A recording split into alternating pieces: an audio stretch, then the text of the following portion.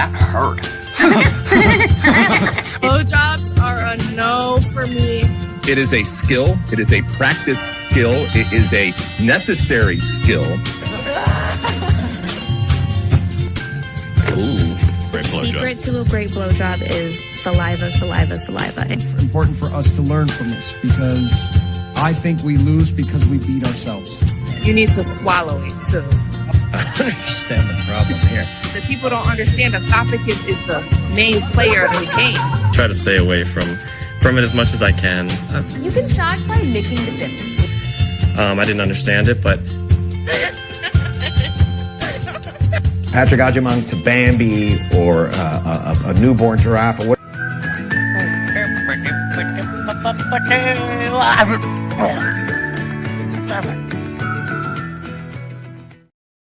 Okay, that was a lot of echo in that. Uh-oh. For me, I think it might be the double screen thingy, right? I don't know. Do you still have visual of the double screen right now? Yep. Hit the hide button. Hide vertical. Okay, there we go. I forgot. I can do this myself. Interesting. All right, welcome to the Straight Red Card. So interesting, we were talking about the German word for shop or small store or whatever. And I went to my mom this weekend and I was like, yeah, Brett put up this word. It was like a fucking mile long. I'd never heard of it before. I was like, what did we used to call the small store downstairs on Kurfürstendamm where we would shop for with the little tiny soldiers and the little tiny tanks and all that. It was not a hobby store. I guess they had trains there too, but I guess it was a hobby store. But we used to call it the Soldatladen, which is just our nickname for it, which is like a little tiny little soldier store. But I never really knew what the Laden part was. And that's the tiny store part. I know what Soldat meant. I knew that meant soldier, but I did not know what Laden meant. And she's like, yeah, Laden, this small shop store. Oh, okay. And now that big long word that you put up had Geschäft at the end. And that's just workplace, right? Store, workplace, right? So that part was fine. The other stuff that was added on, I just was like, I've never seen a word that long for a store in Germany in my life.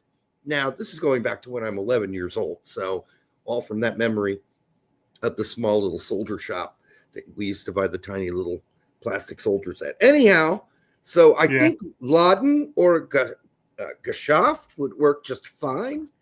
But interesting. That little thing brought up a conversation between my mom and I about the small little. You're welcome. Now the supermarket where so I would be 11, my brother would have been 8. We would get a list of things to go buy and we called it the supermarket.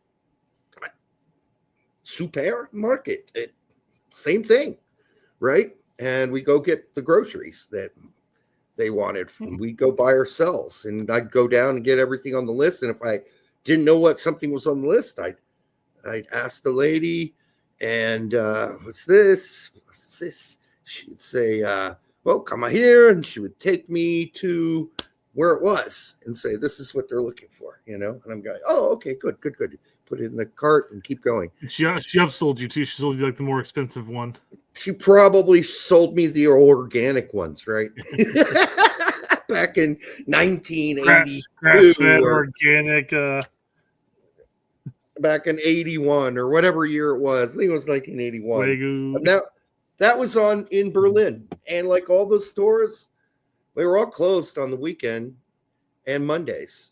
So we were always like, oh, is it Tuesday yet? We want to go to the Soldat Laden, So, only they were 4-day work week there. 4-day work week, Tuesday through Friday. That's nice.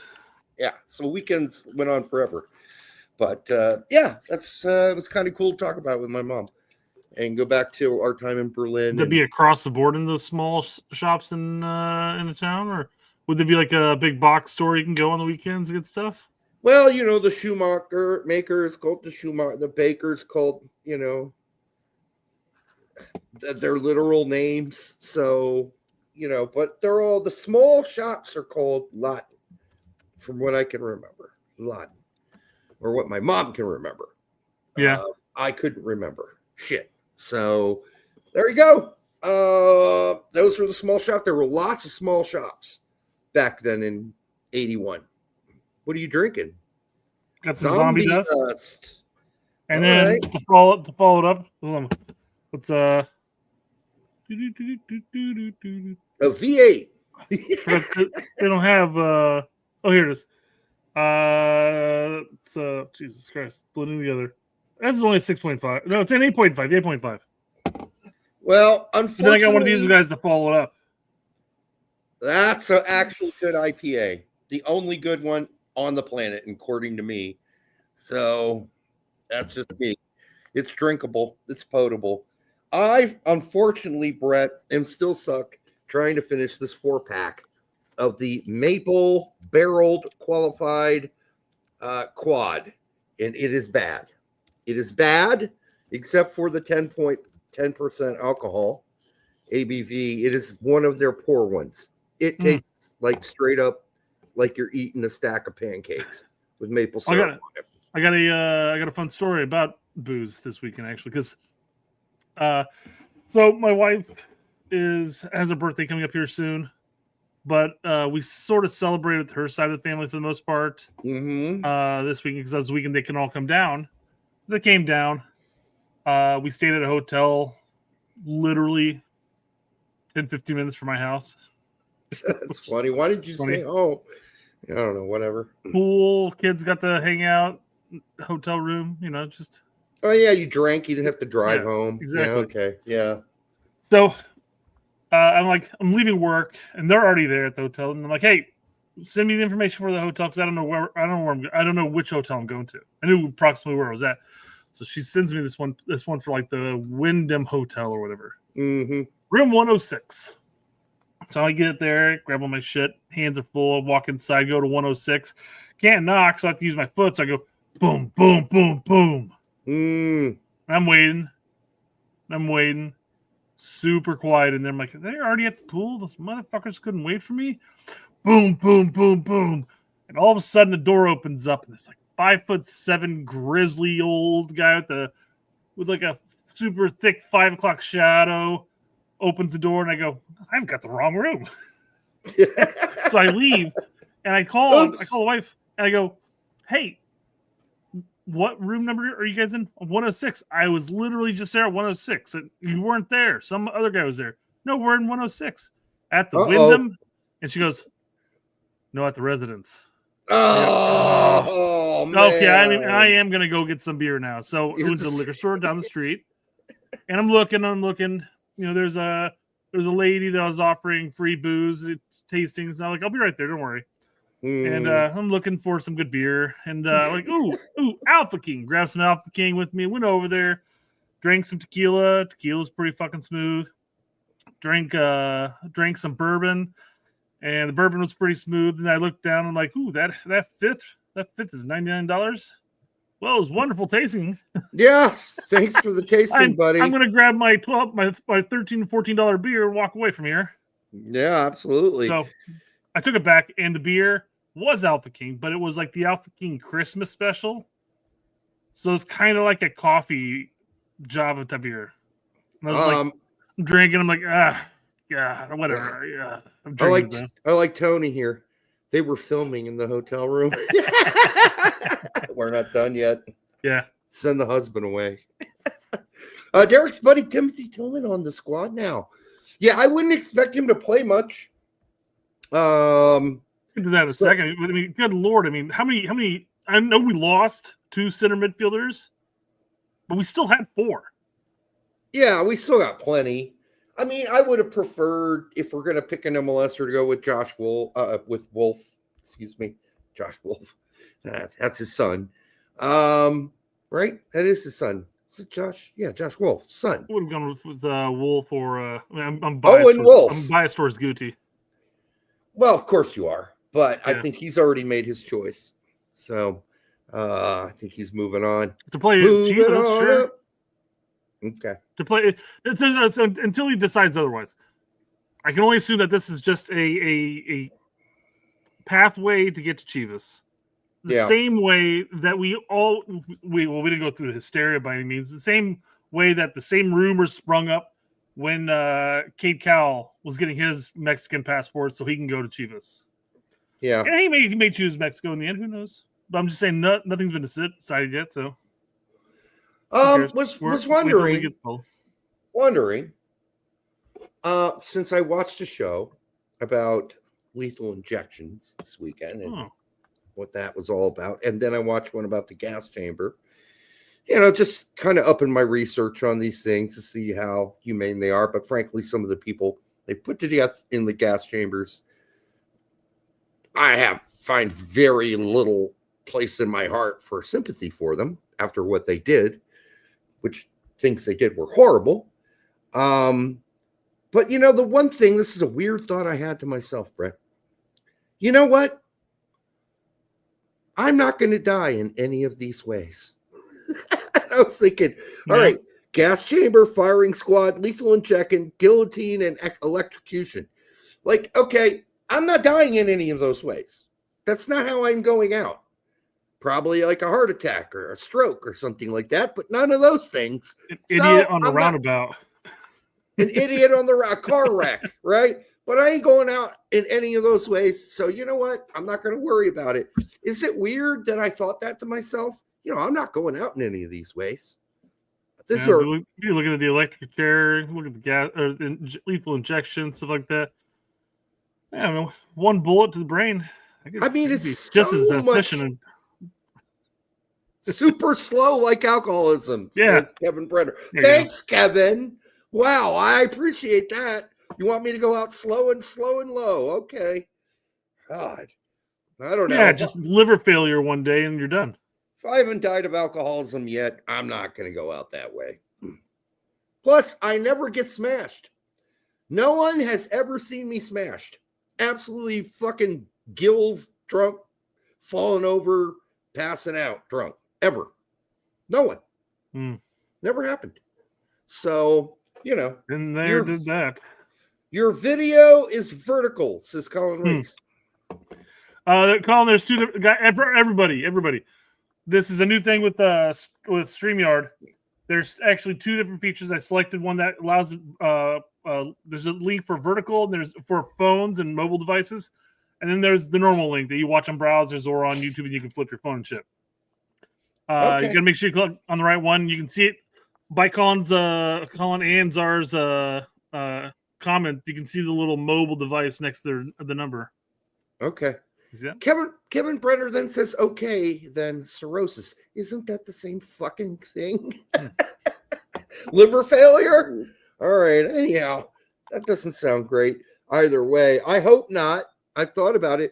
By the way, I would like to get the show done before 9:45. You want to know why, Brett? Why? Because that's when the U.S. and Czech Republic game starts for the U17 World Cup.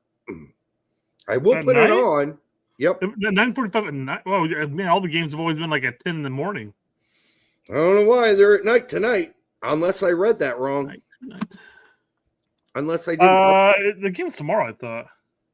I'll look that up real quick, because if I'm not wrong, then fuck that. We'll do the normal. Colin says tomorrow at 9:45 a.m. Oh. No, then. Oh, forget that. So I must have been looking at tomorrow's schedule. All right, so don't worry about it. We won't worry about that. I was going to say, man, I was like, damn, they've been playing every single game like at 10 o'clock. All right. By the way, the Colts won again. They're now 8-2. I watched a portion of the German broadcast for that.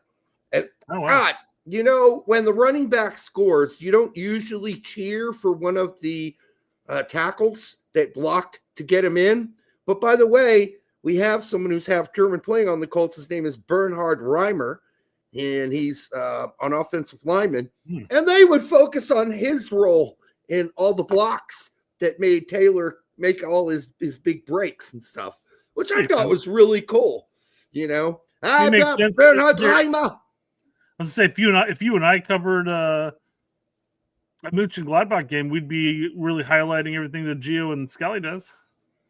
No, we would. And, it's kind of cool. We got a German on the Colts, which makes them playing in Berlin even more cool this weekend. We all got up at 9:30 to watch it in the morning, to watch the Colts game live from Berlin. My mom was excited, Really? Oh, it's in Berlin. It's the Olympic Stadium. I grew up with that Olympic Stadium. I went to the pools there where all the women didn't wear bathing suits on their tops. And I think, kind of sidestepping Colts here, because I obviously didn't watch the game, but sidestepping but keeping it in the same sport, IU almost shit the bed. That was an amazing game. They Good won Lord. last second. That was crazy.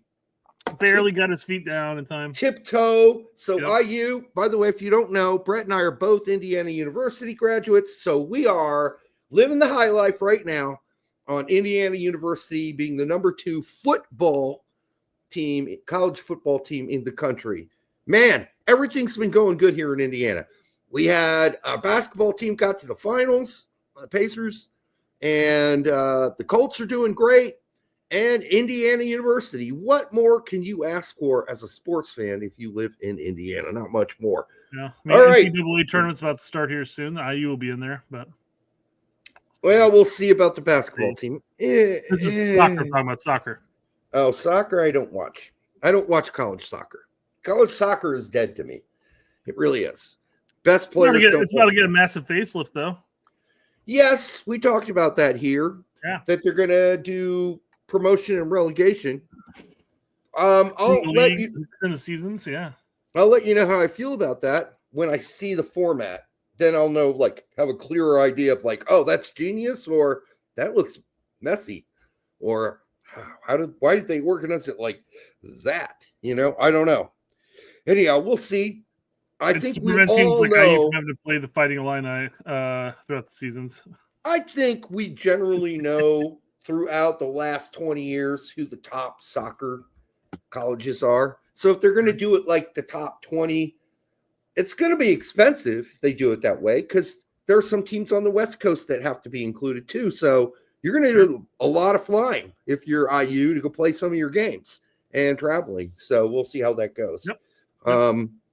All right. What else? What do we got to cover, Brett? Well, We got a lot. I got Yanks abroad, obviously, for the weekend. Colin tagged us in a video. Oh, really?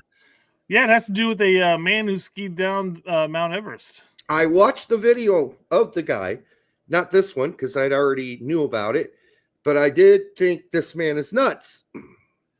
Yeah, so I guess he went down the north side of the mountain, which is the stupid side. Don't go down that side. And I guess it took him 4 hours to descend because he was going down. He was doing a bunch of side, very side to side slow. to side to side. Yeah, you better. I was expecting him to go balls to the wall down the mountain, and it's oh, hell let's go. no. That's what the snowboarder guy did, and his body's been lost forever. Oh man, dumbass. No, but I mentioned they talk about what was there what's. They asked him about was there anything dangerous about it, and I'm going to play that part here in a second. Yes, but I feel like he was sad because he wasn't able to see Yellow Boots. Yellow Boots has been removed from the cave. Oh, sad face. Yep. So he's no longer a marker there. I mean, they just ruined their tourism now. Why else would you go to Mount Everest? There's plenty other dead bodies all the way up the mountain, Brett. Plenty of other dead, and they added some more this year already. So. Yeah. There are more dead bodies. No worries. If you're going to Mount Everest and you want to see some dead bodies, you will see some. You might even see some fresh ones on the day you climb the mountain as you go up or come down. Yep. All right. You're not going to play this, are you? I'll play one little clip. Yes. I don't want to get in trouble for this shit. It's a short clip. Okay. The consequences were extraordinary, and I had to ABC be News? very precise and make sure. I don't like this at all. Yeah, I just think that's a bad thing. Fine, whatever. Okay, we're gonna get nailed for that. I guarantee it. Again, ABC News, yeah. Basically, the guy was like, "Oh yeah, you guys have been training this for like 5 years. Was there anything dangerous about it?" And the guy was like, "Yeah, just about everything was dangerous about it." Yeah, I was like, "What a stupid absolutely. question to ask." Yes. Kevin Was there Brenner's, anything dangerous about it? that's the dumbest question ever. The trash and poop is terrible on some spots. Some spots. Yeah, quite a few spots. Luckily, the poop is frozen, like the dead bodies, so they don't stink. They're You know not what they need rotting. to do? They need to go up there. They need to build a platform that kind of goes over a cliff, and you just poop down off the cliff. You know, like when you're on like the oil rigs and stuff like that, and you go to the restroom there, and it's just a toilet seat standing over top of the ocean. You just poop into the ocean. What they need to build is a poop chute that goes all the way down the mountain, right? Several poop chutes. And after you're done pooping, you have to scoop your poop into the poop chute, and it slides all the way down the mountain and into some sort of thing where they can take it and tow it away. Because you could do that. That's possible. You just Vaseline up the poop chute. You know what I mean? Sure you do, Brett. Yeah, you just... I wasn't even paying attention to that until you said that. I was like, all right, just wait. You just wait till it freezes and you shoot down the chute, right? I get you now.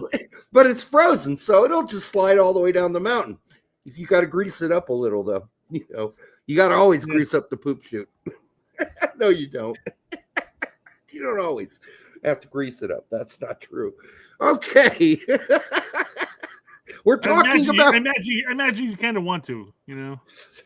Jeremiah, what we're talking about is cleaning up Mount Everest by building a giant poop chute in which the poop is put into, and it goes through this tube all the way to the bottom of the mountain to get it off the top of the mountain, and you clean it up, right?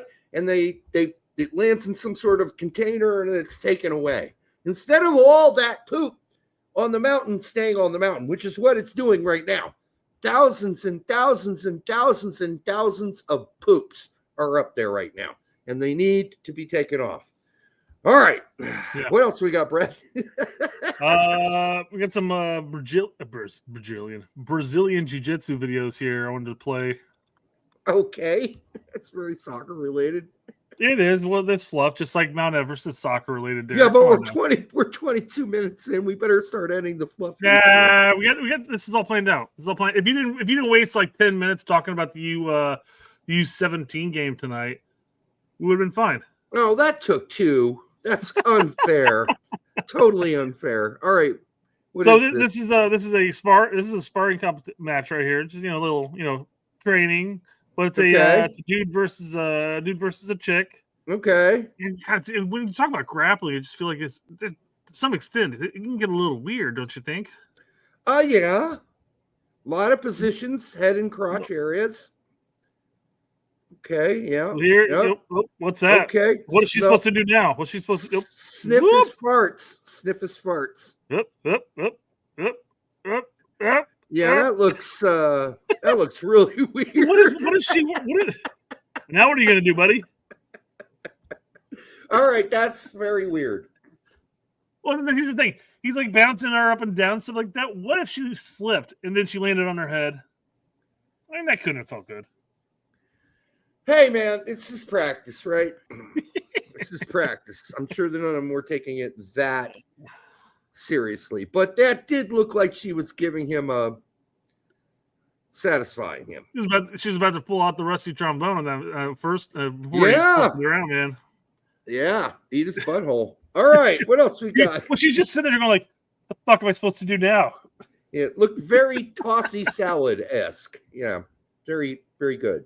Okay.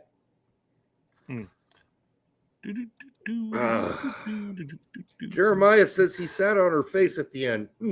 Missed that part. Yeah. Technology is always improving, Derek, and it's fascinating and amazing what we can do nowadays. Okay. Like, you go to war and you lose an arm. Maybe you lose your strong arm and you can no longer do the research that one does, right? Or your balls or something. Yeah. So they're improving some technology here. We got a video. Oh, hold on. Well, I can see it. Showed it to you. You can see this. Yeah, I can. So he's just, trying to do a little flex to show, hey, look what I can do, guys. Mm-hmm. Oop. Whoa! He Whoa. left. Wrong setting. Wrong setting. Oh no! Oh no! All right, this is AI. This is AI. All right. No, Not real. that's legit, man. It's got a foreign language and everything, and it's grainy. This is old, man. Sure it is. All right, no, seriously, we better get to some soccer here. That's the show, guys. Da-da-da-da-da-da. Ba-dum-ba-dum-bum-bum. Right. And that All right, was... We'll move to soccer. Okay, yeah, let's do it. We'll move to soccer. I think So yeah, you sent this my way. Oh, yeah, because it's funny. Why is it funny? Yeah. Nobody believes it. Not even English people believe this. Admit it. Nothing is stopping this England team from winning the World Cup with Thomas Tuchel. There is everything stopping them from winning this World Cup. Everything in the world stopping them. Not that they don't have some good players. That's not the point.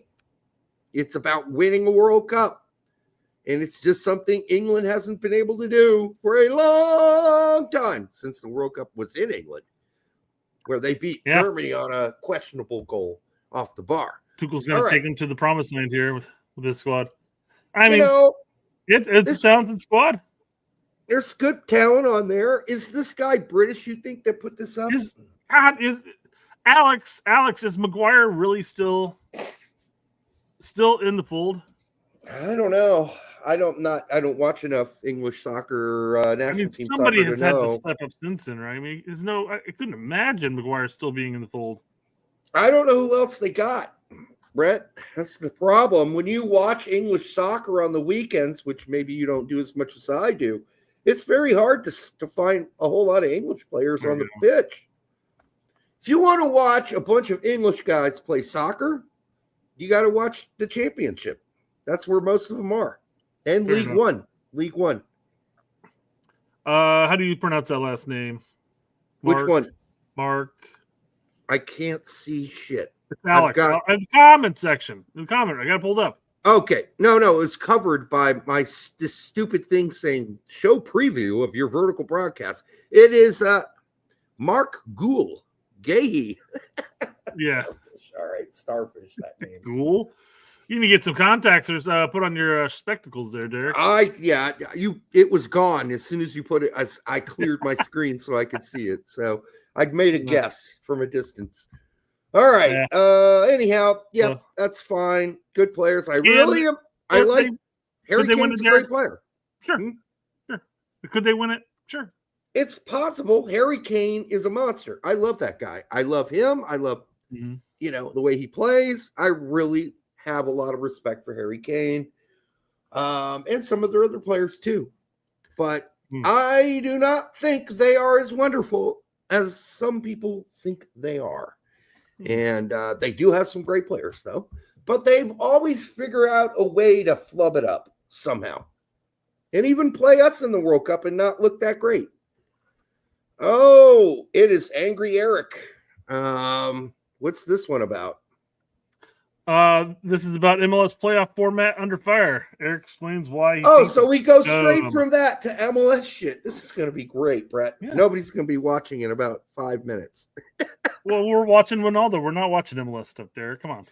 All right, but he's talking about MLS. So yeah, but he's ranting, Derek. Everyone loves a good rant. Okay, let it rip. Right, this is talking about the congestion with the new playoff format. What do you think about it? This is the same company that wanted to get our show. Remember that? Oh. Goals TV? Yeah, that's right. Yeah, we even signed an original agreement with them. And then it's kind of like, nah, not really. I don't really want to do that. But anyhow, go ahead. From the competition because it was a 3-game series. I can't tell you how much I hate this. How in the hell can we sit here and complain about our players playing too many games and worry about their health only to get to the end of a season when the guys are as beat up as they possibly can be, in the worst part of the season where the weather's about to stop cooperating and say, oh, we're just going to add a couple more games to the slate. Yeah. I mean, it's something we've been talking about ad nauseum, but this takes me back when I heard him talking about this. and I was bitching about the 3-game format too, and I was bitching about the PKs, which is something he also bitched about as well later on. But I'm not gonna bring that segment up. But this takes me back to the 2024 U.S. Open Cup, and why Don Garber wanted to push the MLS 2 into the U.S. Open Cup instead of their first team because of schedule congestion. It's about money. Yeah, no, it's always about power. It's always about money. Yep. And that's what. And quite frankly, the current playoff system is literally just to fill the void within the soccer contract with Apple. Listen, if more games, the 3-game series thing makes no sense. If you're going to do 3, you play all 3, and you take the aggregate. Unless the first team wins the first 2 games, they get 3 points for the wins. It's 6-0. There's no way the other team can come back. If there's a tie, they both should split the points. All right? It makes sense. 1 point each. Go to play the second game. It's a tie again. Now they both got 2. Now we go to the third game, and that's the only game a shootout can happen. If they're tied, they go to a shootout. That ends it. But otherwise, I don't want to see shootouts and have that be a full win, right? That makes no sense. You should get only 2 points for winning a shootout if you're going to go do a shootout, which I would recommend you do not do. They do that in the was that the Leagues Cup they did that in? No, they're doing it right now. They're going to shootouts if the game is tied. The 2 points, Derek, for yeah. Well, they've done that in a number of different tournaments where if you win a tie game through a shootout, you only get 2 points for it. I like that. So one team wins the first game in a shootout, they only get 2 points. They don't get 3. Then you go to the second game. The other team wins the shootout. Now we're tied at 2-2. We finish it in the third. However, if the team who got 2 points in the first game get an absolute win, then they're up 5-0. Series over. The other team cannot catch you in points. The series done. Do you still have to play the third set game? You don't. No, it's over. You talked about one of the things you talked about at the very beginning was you got to play all 3 games. I changed my mind. Okay, fair enough. You can do that on the fly. I'm cool with right. that. So go ahead. Sorry. I was just saying. So that's it. I mean, that's what they should do to fix this. And that way, a lot of these teams are only playing 2-game series instead of a full 3. Because that seems to be what's going on here. A lot of 3-game series. And if that's what you want to see as a fan, fine. I don't think it's necessary. I think a home and away at most makes sense. You get it over with. Take the aggregate score or do whatever you want to do, but 2 games is enough. I don't think a 3. This isn't baseball. We don't need this many games to decide a series. I don't know, but I also know 18 teams making the playoffs. It's absolutely absurd. Well, we're going to get into that here in a second, actually. Okay. This right now is something else that needs to get fixed outside of just the playoff system, but the I'll let Ronaldo talk about it here. Okay. Product suffers. A couple things, and I've said this before, I'll say it again. Get on the international schedule. Next year is the year to do it. I know that the guys are meeting all week, this week, meeting the ownership groups for Major League Soccer to make a decision on what kind of schedule we're going to have next year. So, as it stands right now, the way the next year's schedule goes is it starts up normal time, assuming they continue this current setup. It's going to take a month-long break during the World Cup and basically cut the season in half. But somewhere in that mix, are we not going to have the Leagues Cup? Are we not going to have U.S. Open Cup? Are we not going to have? Well, we're definitely. They've already started qualifying for U.S. Open Cup, so it's definitely going to happen. So it's the World Cup, Brett. I don't give a fuck what they do. Honestly, all my focus is going to be on the World Cup. To me, that's the biggest tournament in my life. It's the thing that I live for every 4 years. Every other bullshit tournament, I just don't care about at this point. Sure. So that's how I feel about it. Well, and let's see. I don't know if I got the segment of it, but he does talk about how what MLS should do is they shouldn't play a competitive game until the World Cup. And then after the World Cup, you immediately flip over to the international schedule, which is what he's talking about. It ain't gonna happen. From November, from December until July, no MLS. Do you think the owners would be happy about that? Do you think my give a fuck factor for MLS the year of the World Cup is going to be 0. I'm really not going to care much.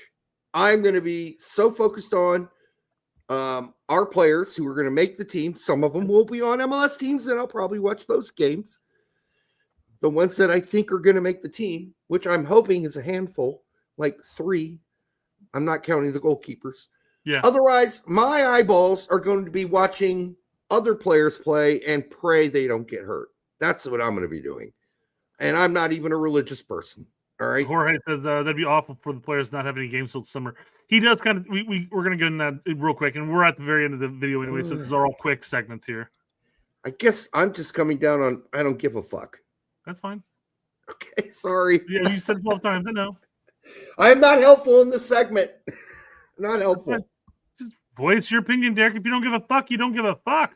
I just don't. But don't sit there and just go, oh, could this segment be over? I'm like, oh. That's what I'm feeling it. I'm feeling That's it. fine, Derek. No, keep going. Fine. You Keep pull going. up shit that I muscled through too, man. Just suck it up, Buttercup. I have to tell all the kids in the soccer team this when something happens. Like, yeah, it sucks. Suck it up, Buttercup. Okay. Yeah. Keep going then. Please end my misery. I'm going to drag this out a little bit longer, Derek, because I know you love the segment so much. Stop being a dick, Brett. Here we go. We're going to play the next clip. And this is a topic you actually talked about previously, so you might like this one, Derek. I might, yeah. Or maybe you won't, but we won't find out until I hit play right now, okay?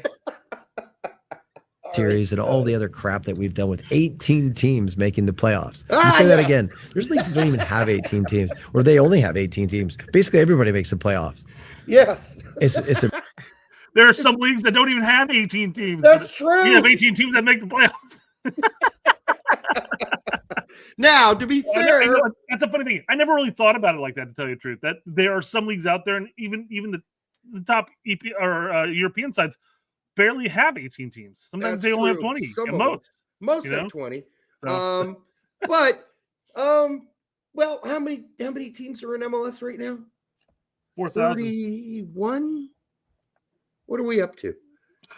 31. I lost count at some point. I'm just like, fuck it. They're adding all these teams every year, which is fine. They're making all this money. I don't know. Fine is the word I'd use, but they're making money from it. With the big fees. We got 15. There's 30. There's 30. Okay, 30. So still more than half. Half plus 3. Almost 2/3. Make the fucking playoffs. Almost 2/3. And you know what? This was the first year Chicago made it in practically 15 years. Well, and if they cut it off at only the top 4 from each conference would make it, they would have missed it again. I don't know what the solution is, but I think 18's too much. Maybe 16. Can we cut it by 2? Sure, just remove the ninth place teams. Yep. So 16, I would. Who needs a wild card playing at that point, right? Yeah, fuck that. Yeah, come on. Those are extra 2 game or an extra game. You ended the season below 500. You're making the playoffs? What's going on here? It's ridiculous. So obviously, the reason why they have 18 teams making the playoffs is because they don't have promotion relegation. So though once you're no longer in contention of the top 4 spots from each division, what's the fucking point? Right. They need to still have a carrot out there so they can jiggle your nuts a little and let you know, are you saying there's a chance? Oh, there's a chance, man. The teams between 10th or 8th through 10th came down to the final match of the season. Yeah. So it made every game, especially towards the end of it, important at the end.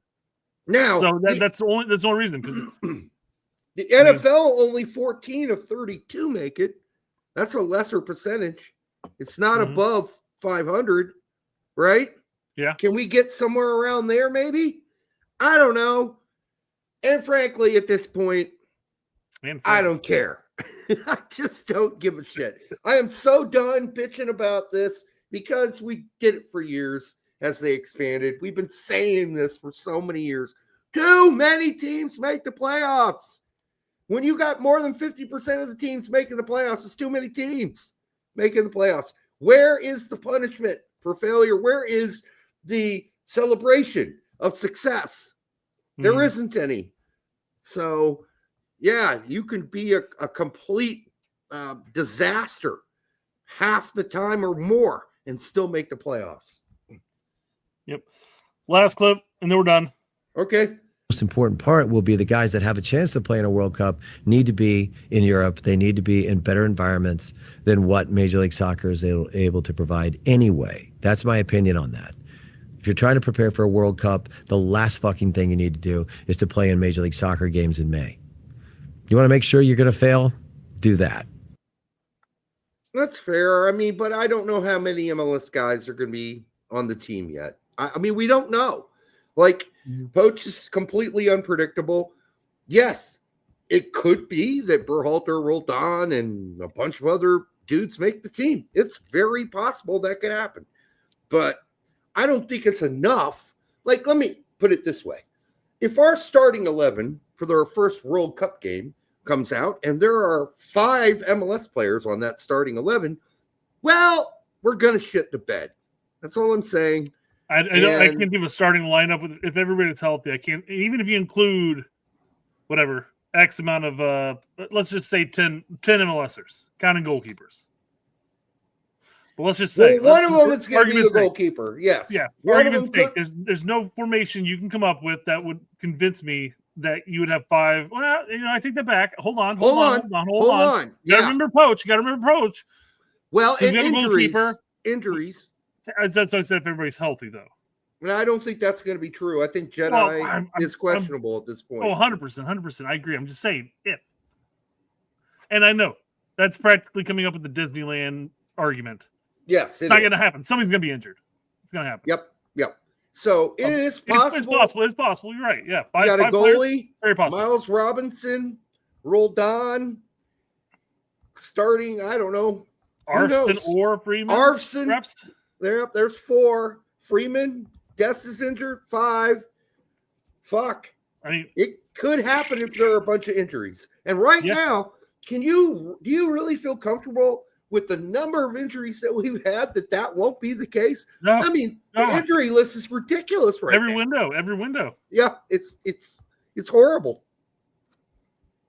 Yep. What a shit show.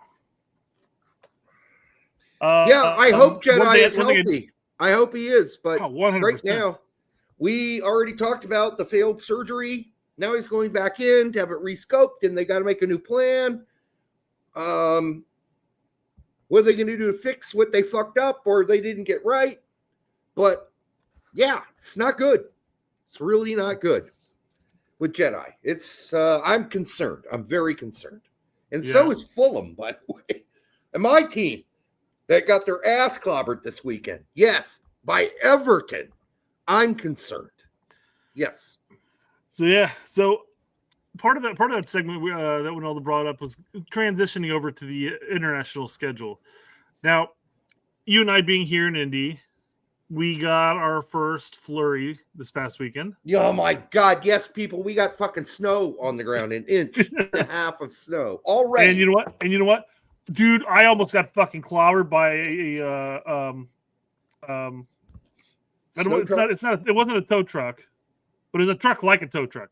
This guy fucking turned down Cumberland trying to beat the red light and just started veering back and forth right towards me. I was like, I'm just sitting there like, I'm gonna get clobbered here. Doomed. But he missed. He missed. Thank God. People in Indiana, for love of all that's holy, don't know how to drive when the first snow comes. Yep. First snow comes, they're like, "Oh, what is this white stuff on the ground? I'm just gonna hit the brakes as hard as I normally would." Idiots. Slide. Idiots. Yep. So, me bringing this up, it's November 10th. Indiana's got its first snow, but guess what? Our friends to the north got some snow too. Got clobbered. and they had to play their final, the CPL final, the Canadian Premier League final. The Canadian Premier League. Let that sink But in. hey, you know what? They ended up scoring off of a bicycle kick in the final. That's pretty fabulous. That was cool. Yeah. I like the fact they played it. You could have hung it up and said, nope, not going to play this and this shit. But then you'd have to wait and wait and wait because it looks like we're going to have a really bad winter. Yeah. Up north here. Yep. And a long one at that. Green Great Basin just says the other stream bothers me. LOL. Which stream is that? Our vertical one. Oh. Yeah. I don't know. It wasn't our choice. Wasn't our choice. I don't have to have it. The reason I have it is I haven't pulled it. I didn't think it was going to be like this, though. I didn't think there's going to be two different streams and it's going to cause this much hysteria. Yeah. I may have to get rid of it just for that reason alone. Mm-hmm. It does make it nice and easy. If Derek and I ever wanted to snippet some short segment here, like when I was being a dick to Derek in that Win All This segment, and post that as a short. Not that draw many people to our channel, but I don't think they'll get it. But yeah, man. Yeah, but it would make it easier for us to transition that segment of the show to a short. But yeah, I can't believe on November 10th, I was outside scraping my windows already. We're not even in fucking December. Like a lot of years, like we were hoping for snow on Christmas because that's cool. But we usually don't get any snow until January. What the fuck? All right. Derek, bye-bye. Hamster, go to... Oh, this looks like it could be a commercial for something. Yeah, I think maybe referring to X-Hamster? X-Hamster? Oh, that's Harmster, technically. I don't know. Maybe he's trying to make sure that, the bots wouldn't find it. Well, whatever we did, we just gave him a commercial for EROM. Mm-hmm. EROM, excuse me. Yeah. Tony said it's all about the research. I don't know. It is all about the research, but yeah, I mean, let's be careful what we post up here. I don't want to get banned for some weird ass site. Yeah. All right. What else we got? We got the US U21 roster out. So are we changing? Are we going European now, or we just have an extra age group now? No, this is something that's been added. Is this replacing the U20s, or is this That's a really good question. And I don't know the answer. I do think they have kept flopping around the last 20 years on what age groups are what and which ones will be going forward. Or is the U21 going into the Olympic squad? And there's still U20, but there's U21. It's calling it a U23. Yeah, I think the U23 is still the Olympic squad. But listen, I think 2 to 3 year separations make sense, but it keeps changing. So here we are with the U21 team. We got coaching and we got Slonina. Okay. Believable. Well, yeah, I mean, that's nice good to see Gaga brought into the fold again because he's definitely not doing shit at Chelsea. We'll see if Barcelona yanks coaching out again. We'll see. We got Reed Baker Whiting from the Sounders, Noah Cobb, Brandon Craig from Montreal, Ethan Kohler from Verl. Okay, I know Verl, and I know Verl because another American played there. And then I recognize the name from all the other youth teams. So, yep, wasn't he with somebody else besides Verl? He used to play for like Frankfurt or something like that at one point. Isn't he on loan to Verl? Maybe. I believe so. I'll pull it up and take a look. Yeah, I think he's on loan to Verl. Okay. You can keep going. I'll pull this up. Well, King Kello says for $1.99, Corn Hub is banned in Indiana. Dummy, remember? Yes, but not Not if you have somewhere else to surf from. So, and it doesn't look like you're from Indiana. So it's not really banned. All the kids know how to get past it, right? Everybody does. So Kohler's Kohler's from Bremen, and he's on loan to That's Verl. Verl, yeah. I can't remember the guy that used to play at Verl, the American who went to the Bundesliga Pokal Cup last year with a third division. While you're thinking of it, I'm going to read this one. Julian Vivas for $2 says, "Is Gaga coming back to MLS?" No. One, Chelsea's not going to release him like that. He's just going to go loan army to loan army as long as he can get a loan. But somebody's got to want him. So that's the other job. How far down do you think they would allow him to go? I mean, that did League One, I guess. Mm-hmm. Yep. All right. Speaking of further down the table, in the Bundesliga, Santiago Castaneda, a regular starter for Paderborn, makes this team. Jackson Hopkins, Rokas Pukstas, good to see. It's good to keep him in the fold.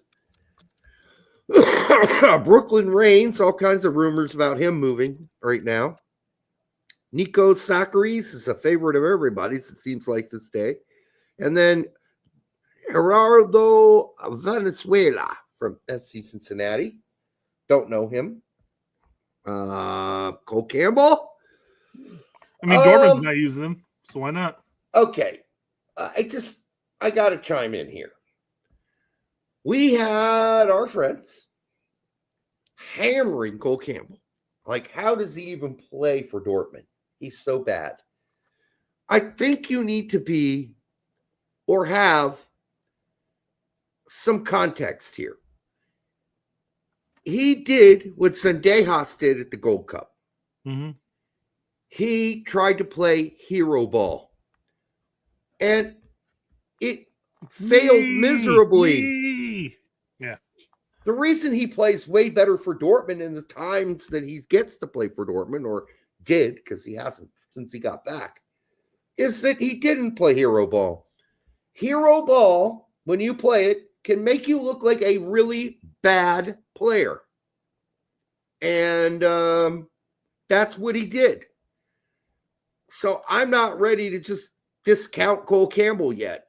I think he tried to play hero ball and it backfired on him. And it made him look like a really horrible player. I mean, I don't think he's that horrible. When he's with Dortmund, he's much more of a team player. You know, he is a just a get the ball, go down wide, lay it in type of person. He doesn't try to do too much.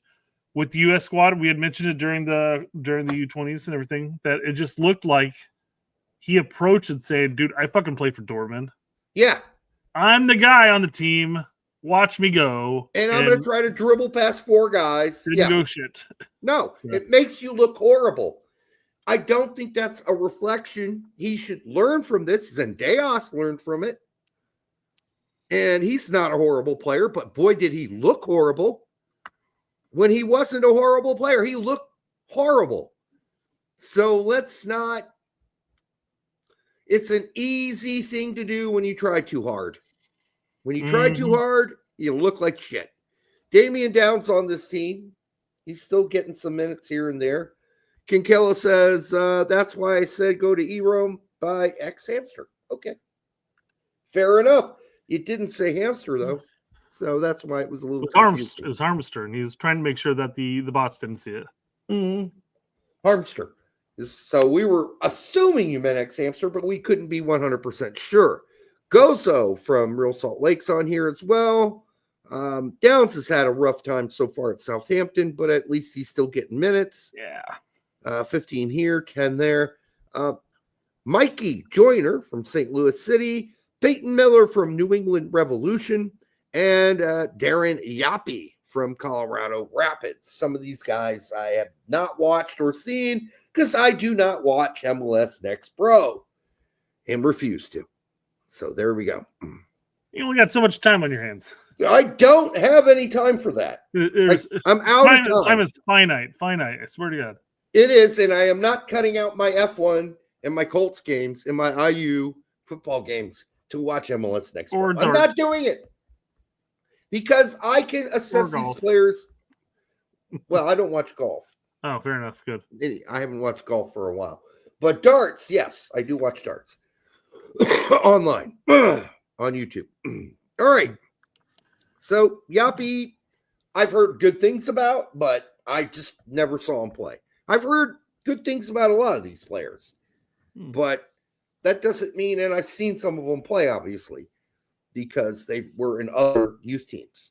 But other than that, I don't know enough, and let's see how they do.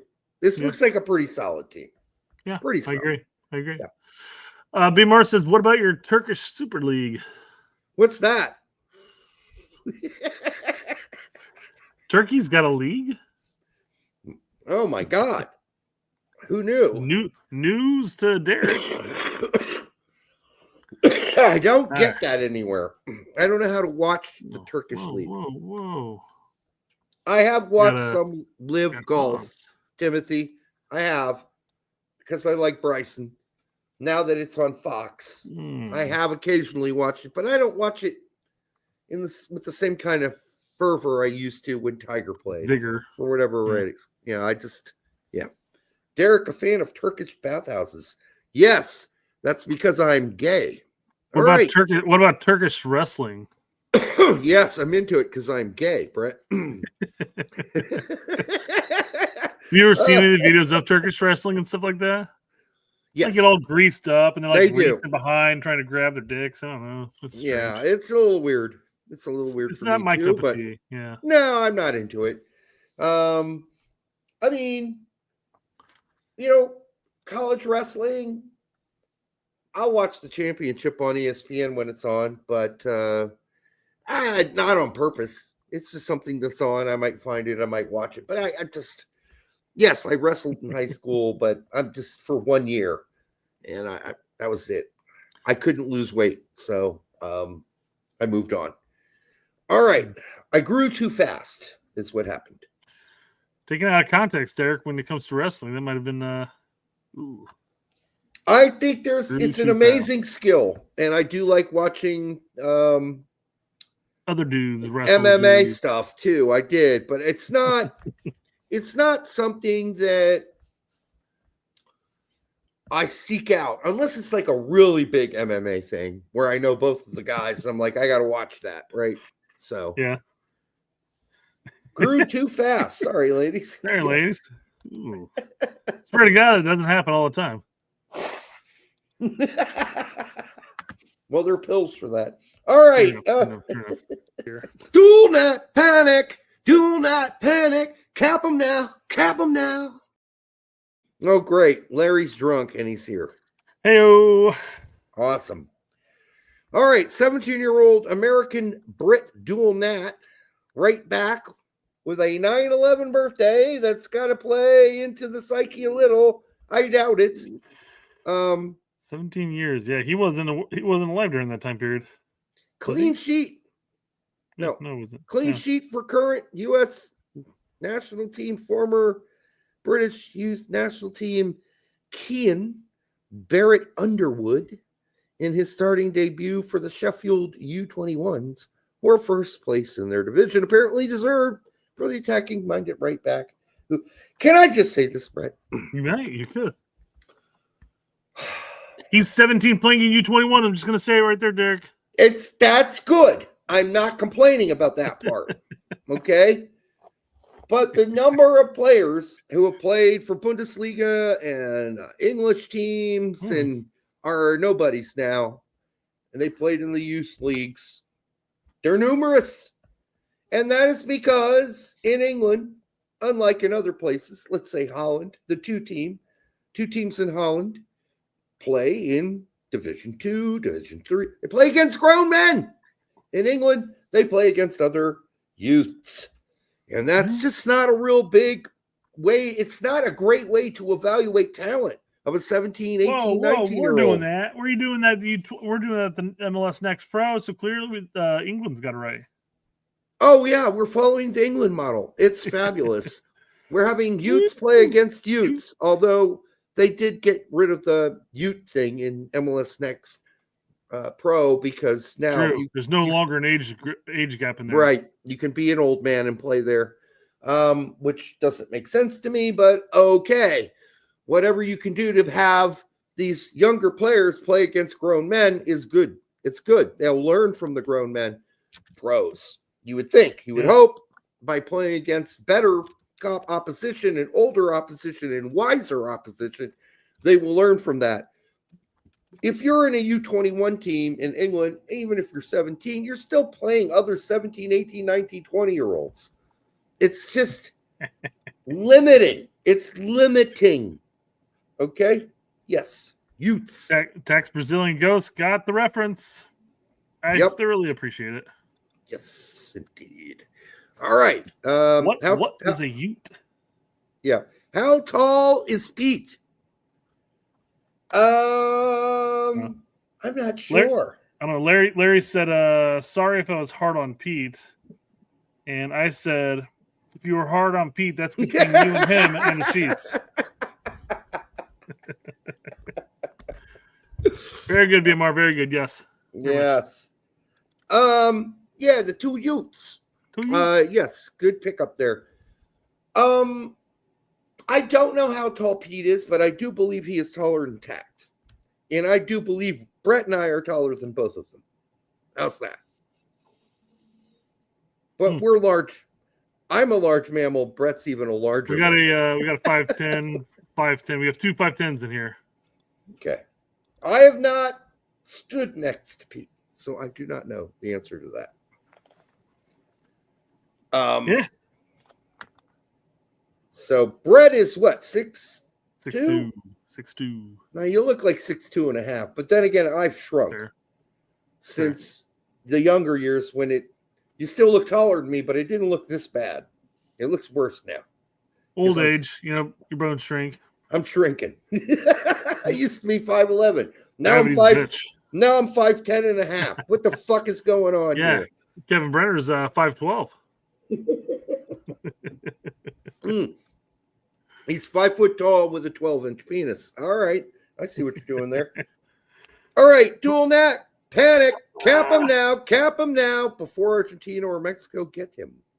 Rocco Rios Novo, 23 years old, has taken over the starting spot for Miami. If he continues to perform, it wouldn't be surprised me if they go after him. Why wouldn't we go after him at some point? If he continues to play as he's been playing, which has been pretty good. Well, shit, we just brought in Freeze a couple of windows back, and we brought in Schulte again. We brought in Celentano again. Yeah, anybody's fair fucking game. It's fair game, man. Nobody's got absolute 100% ownership of the starting goalkeeper spot right now. It's Freeze's. Well, I think with two windows to go before the World Cup, I'm pretty positive that it's Freeze's to lose. It's Freeze's to lose. He will have to be a complete dipshit. Womp womp. Yeah. All right. I'm 5 inches taller, says Colin Reese. Than whom? Colin, are you 6'3"? Are you taller than Brett by 5 inches? No, I think he's still talking about Pete. I do know that Tact is short. Yeah, he'd still be 6'3" at that point. Yeah, he'd be taller than me, about my size. So he's about your size. Okay. So I think that's what Colin is saying. Yes. So or maybe he's saying 5. If he's 5, Colin, if you're 5 inches taller than me, then you'd be. You should have been playing basketball instead of soccer. Yeah, no shit. So if you're 5 inches taller than Pete, that means you're about Brett's size. 6'2", means we're all large mammals, all of us together. And some of us are larger than others. Yeah. Well, your mother's been telling stories about me again. Sorry. What the fuck? It's a Braveheart reference. He's like, we gotta build spears, long spears, twice as long as the man. He's like, that long? Some men are longer than others. He goes, your mother's been telling you stories about me again. Broken Furnace Recording says, I'm 5 inches taller than a 7-foot poodle.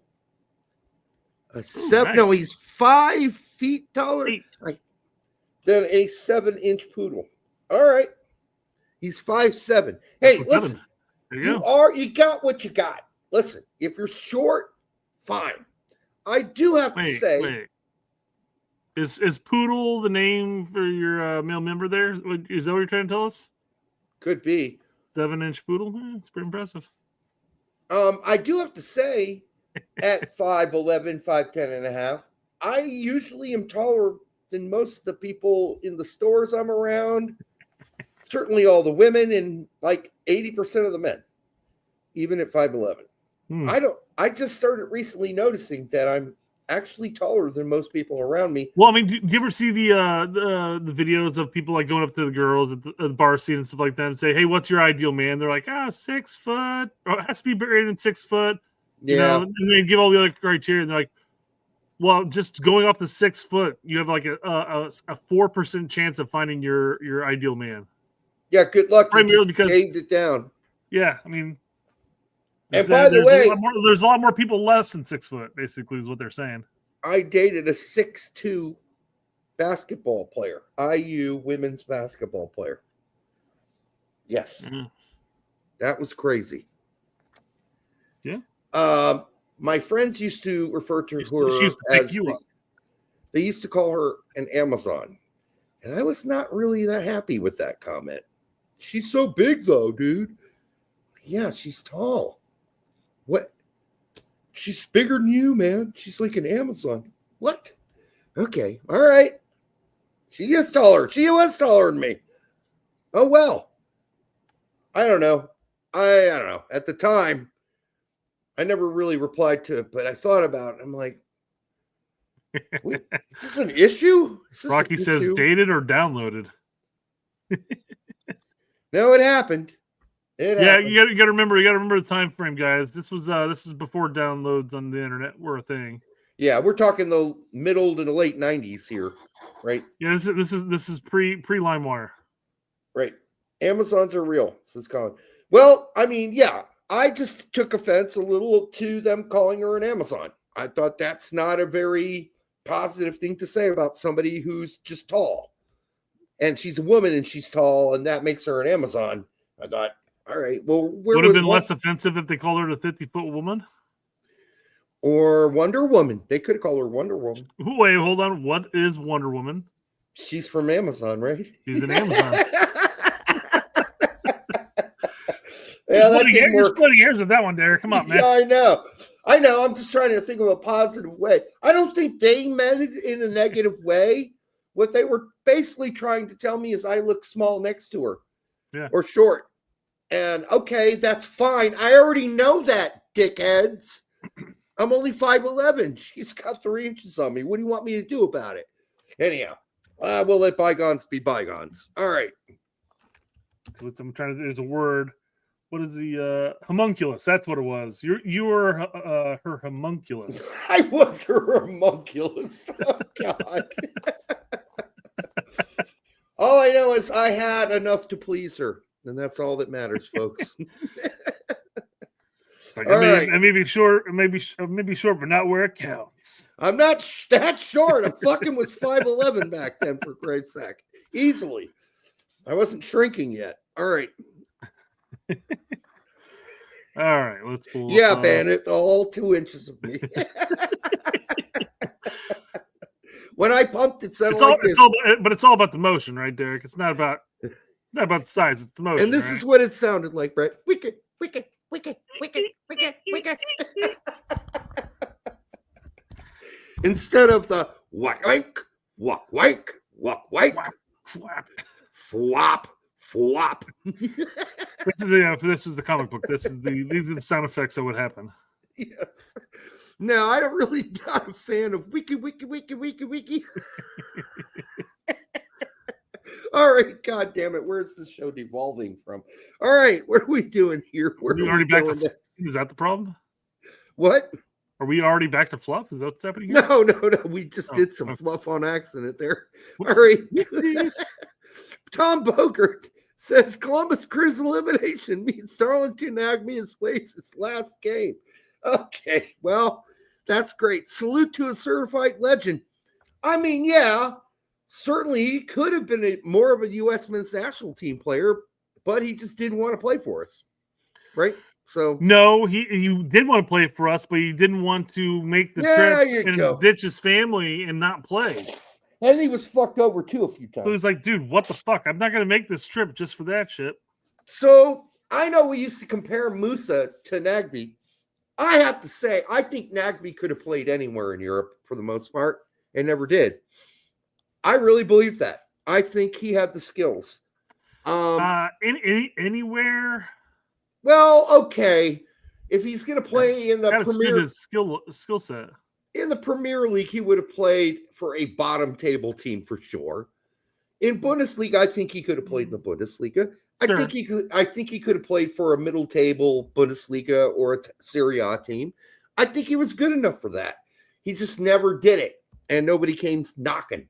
And he never got the plaudits and the articles, and nobody really noticed him, unfortunately. Yeah. I would say if Musa can find a way to be effective in the way that Nagbe was for his club teams, that would be great. Although, obviously, I always thought that Musa would just blow away whatever Nagbe was. But right now, he's stuck. He's stuck in neutral. Yes. So, yep. I mean, hell, Musa still has about 10 years before he's Nagbe's age and retiring and stuff like that. But saying that, yes, he's been stuck for like the last year and some change.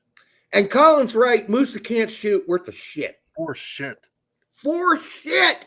Like Nagbe could shoot. He just didn't.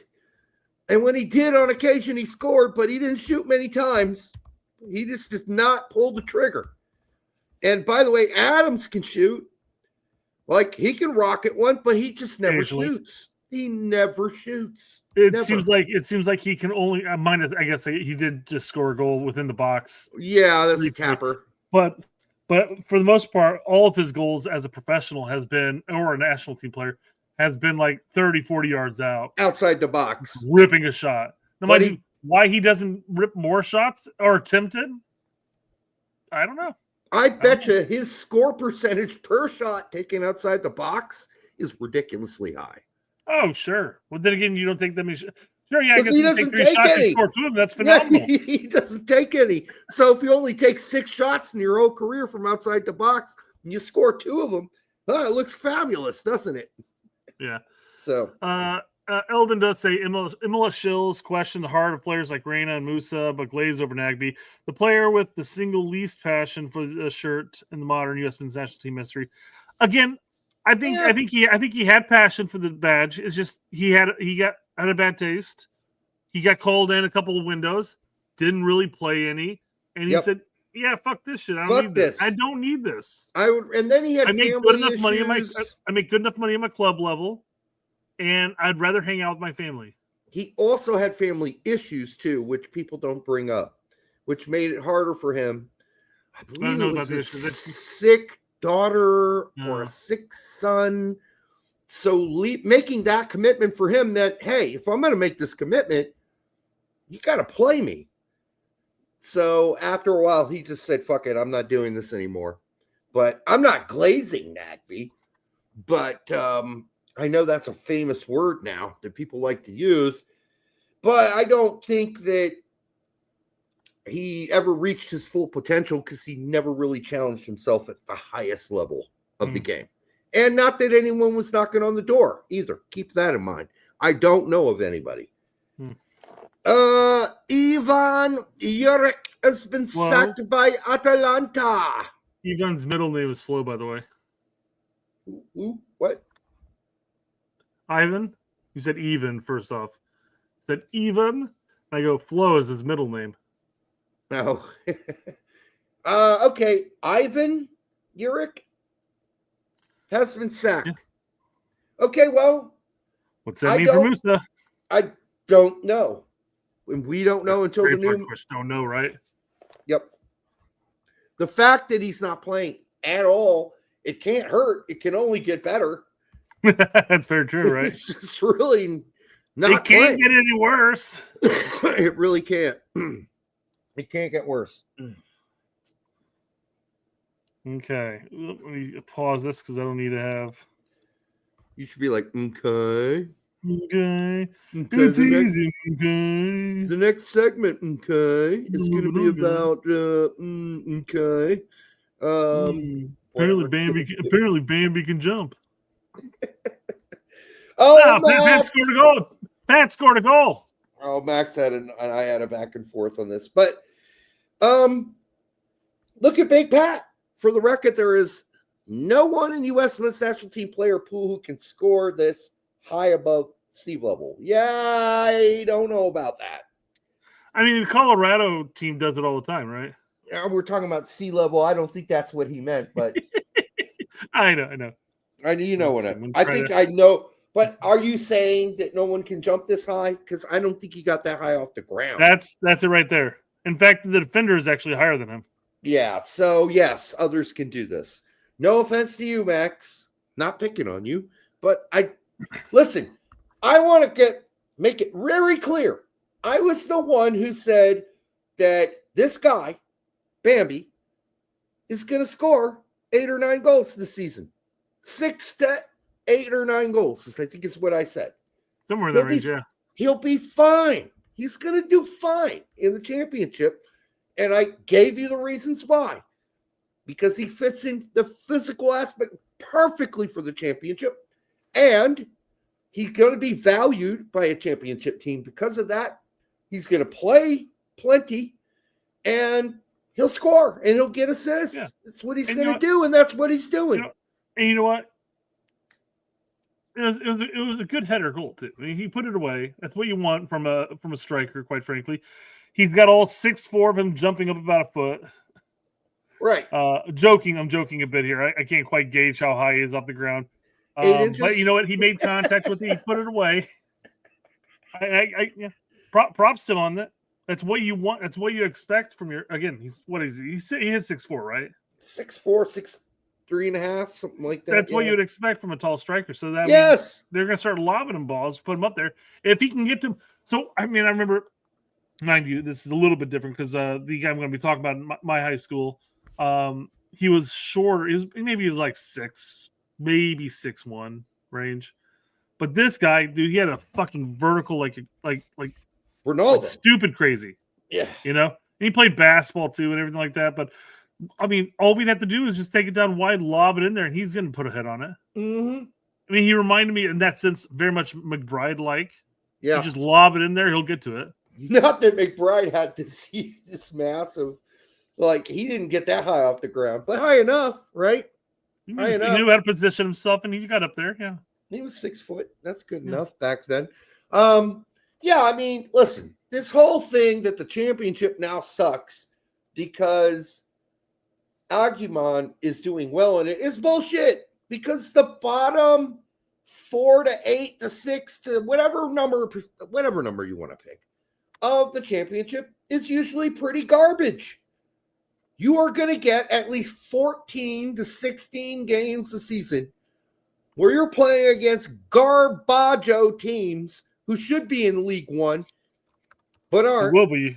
But will be soon. Some of them will. You're going to be able to do this. Like you got 24 teams in this league. 24. And the bottom 6 or 8 of them suck. They're garbage generally. Pretty much hot garbage. So, yes, you're going to score. The bottom 6, 8 teams in the championship, in my opinion, are League One quality. League One. That's 3rd division, England. So, yes, I thought he'd be fine. He's going to be fine. He's going to score, and he's going to get assists, and he's going to play.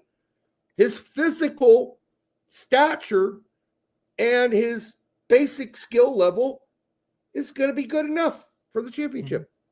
And they're not going to be at the top of the table, Derby. They're not going to be at the very top of the table. But as long as they're hovering around the middle, they're going to beat some of these shittier teams down at the bottom. Yeah, they're currently listed at 10th right now. Blackburn's down at 19th. But quite Shocker. frankly, they're only 4 points off of being like 11th. So, Right. Yeah. I mean, it's early in the season. I mean, the only things you really have to concern yourself with being bottom of the barrel would be teams like Norwich, right? Norwich are such hot garbage right now. Such hot garbage. They suck so bad. I am not going to watch another game. I watched another one this weekend. What am I? Some sort of masochist? People were saying that I was a glutton for punishment when watching Sargent score week in, week out. But now I'm just like, ever since that last window with him, I'm like, dude, I can't devote any more time to it. I've got to move on. I can't. And then I stopped watching him, and all of a sudden, Norwich just suck. So I kind of blame myself for this a little bit. All right, well, that's like if I were to sit down and sacrifice my life and watch them, they'd probably start winning again. It's really an existential egoist comment, Brett, but that's all right. I'm quite a humble person, Derek. Come on. Right. Well, I don't know. You were attributing, maybe I should have said transcendental, some magic powers to yourself. Dude, it happens with technology with me. Like people are like, oh, this doesn't work. I walk into the room and it magically works. I don't even have to touch it. I don't have to do anything to it. I get phone calls. They're like, hey, this thing on my computer's not working. Wait, now it's working. I'm just saying. Yeah. Oh, by the way, I've got a Nora about me, I guess. Daniel Rivera with a request. Ivan Flo. There we go. All right, what else we got? Yeah, Sargent without a goal in the last 10. Like, his confidence has been destroyed since Poach said, go away forever. He did get an assist. So I don't want to. And he could have taken that himself if he wanted to, but he played the extra pass. He did the Ted Lasso, which got them the goal, which they ended up losing regardless. It didn't really matter in the end. But and I want to be really clear: the reason that Norwich suck has really nothing to do with Josh Sargent. Okay, no. Let's be real fair. Not saying that Sargent's been absolutely balling either, though. I don't want my friends in the Sargent world, and I do have some, to think that I think that he's the reason they suck. They don't. No. That team sucks. And that, however, ends up being a really bad decision by Sargent, by the way, because his stock is going to fall. His value is going to fall, probably. And he's not going to make as much money as he would have if he would have gone to Bremen or wherever. What was it he was going to go to? Can't even remember what the rumor was. Wolfsburg. Yeah, Wolfsburg. So I don't know if those offers are going to come after this. It is a bummer. It really is. I agree with you. Oh, no. No, the best he's got looking forward at this point would likely just be a move to MLS at this point, because he's going to be either picked up by another EFL side, or it's MLS, quite frankly. There might still be a promoted team that might take a chance on him, he'd have to start putting away some goals here. Yeah, it's really crazy. As bad as the bottom of the table is, that he can't score against some of those teams, but then they are the rock bottom worst team in the fucking league. Well, they are the worst. You've been watching them more than I have. It'd be really dependent on the type of balls that Sargent's getting. Well, he's not getting enough. There we go. So there you go. So it's ugly, ugly stuff. Sorry, I'm not shitting on Sargent. To my Sargent friends and my Sargent connections, not doing that. That's not what I'm doing here. But I am being honest. This ended up being a really bad decision. And I think if you're a friend of his or you know him or whatever, not saying who I know, it could be anybody. It's just that didn't end up being good. All right. So Pepe bench for Goose Till. Of course. Up top a little over a month now, and y'all want him to start over Balogun. That's not Pepe's fault. Listen, Till has been awesome. He's been really, really, really good. You don't yank a guy and take him off the field to put Pepe on when they're on a hot streak. That's no manager takes a player on a hot streak off the pitch. It's not happening. It's not Pepe's fault. It's not Bosch's fault. It's just the reality of how things work out. And right now, Till's hot. You don't take a hot hand off the pitch. You just don't do it. He'll get his shot. Till won't be hot the whole fucking season, one would think. But if he is, Pepe's going to have to wait. And I don't think that has...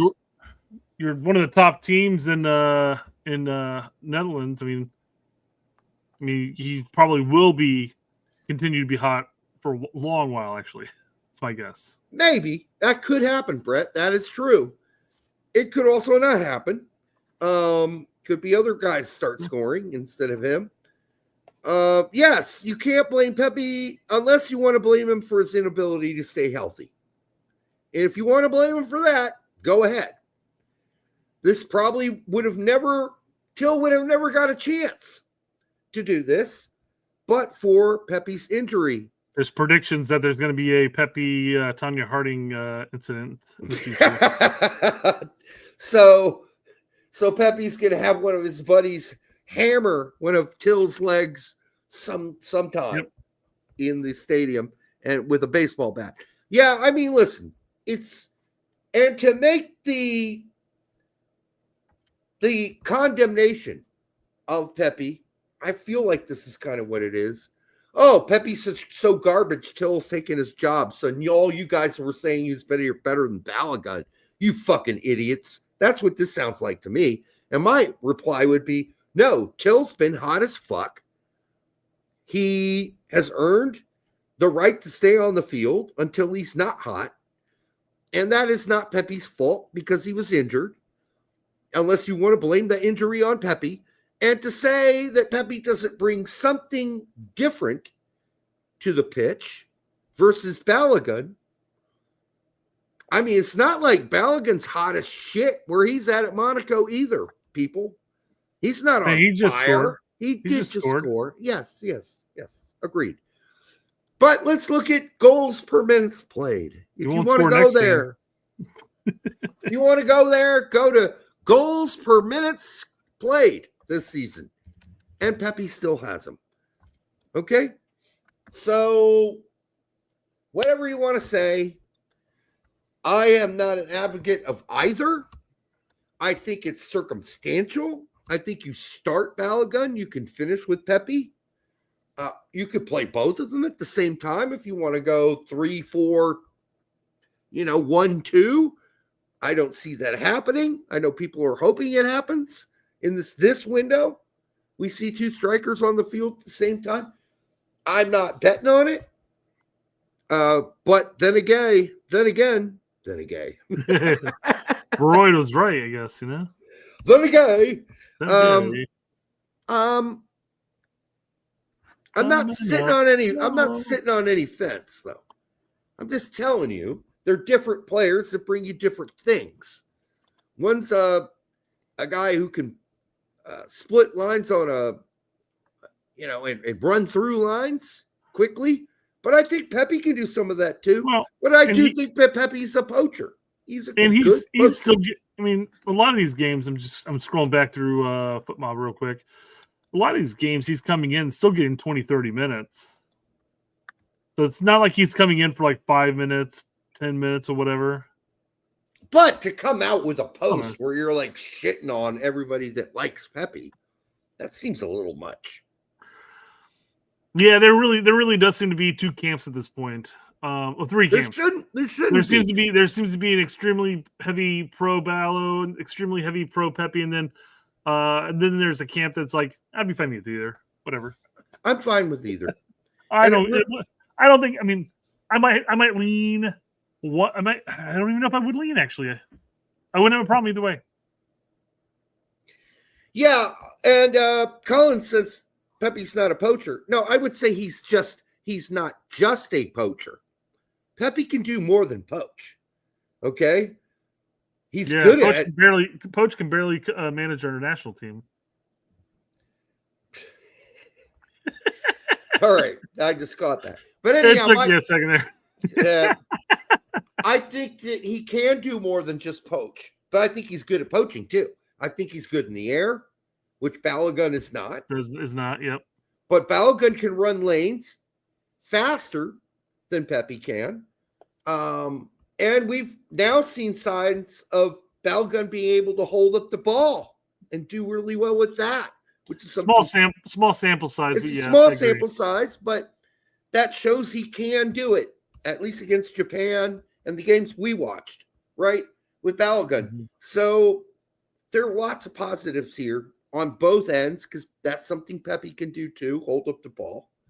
And at least we got two good things to pick from. It's going to be up to Poach to decide how he wants to play with the 210s. That will really, in the end, be the deciding factor on who starts. And right now it's Balogun.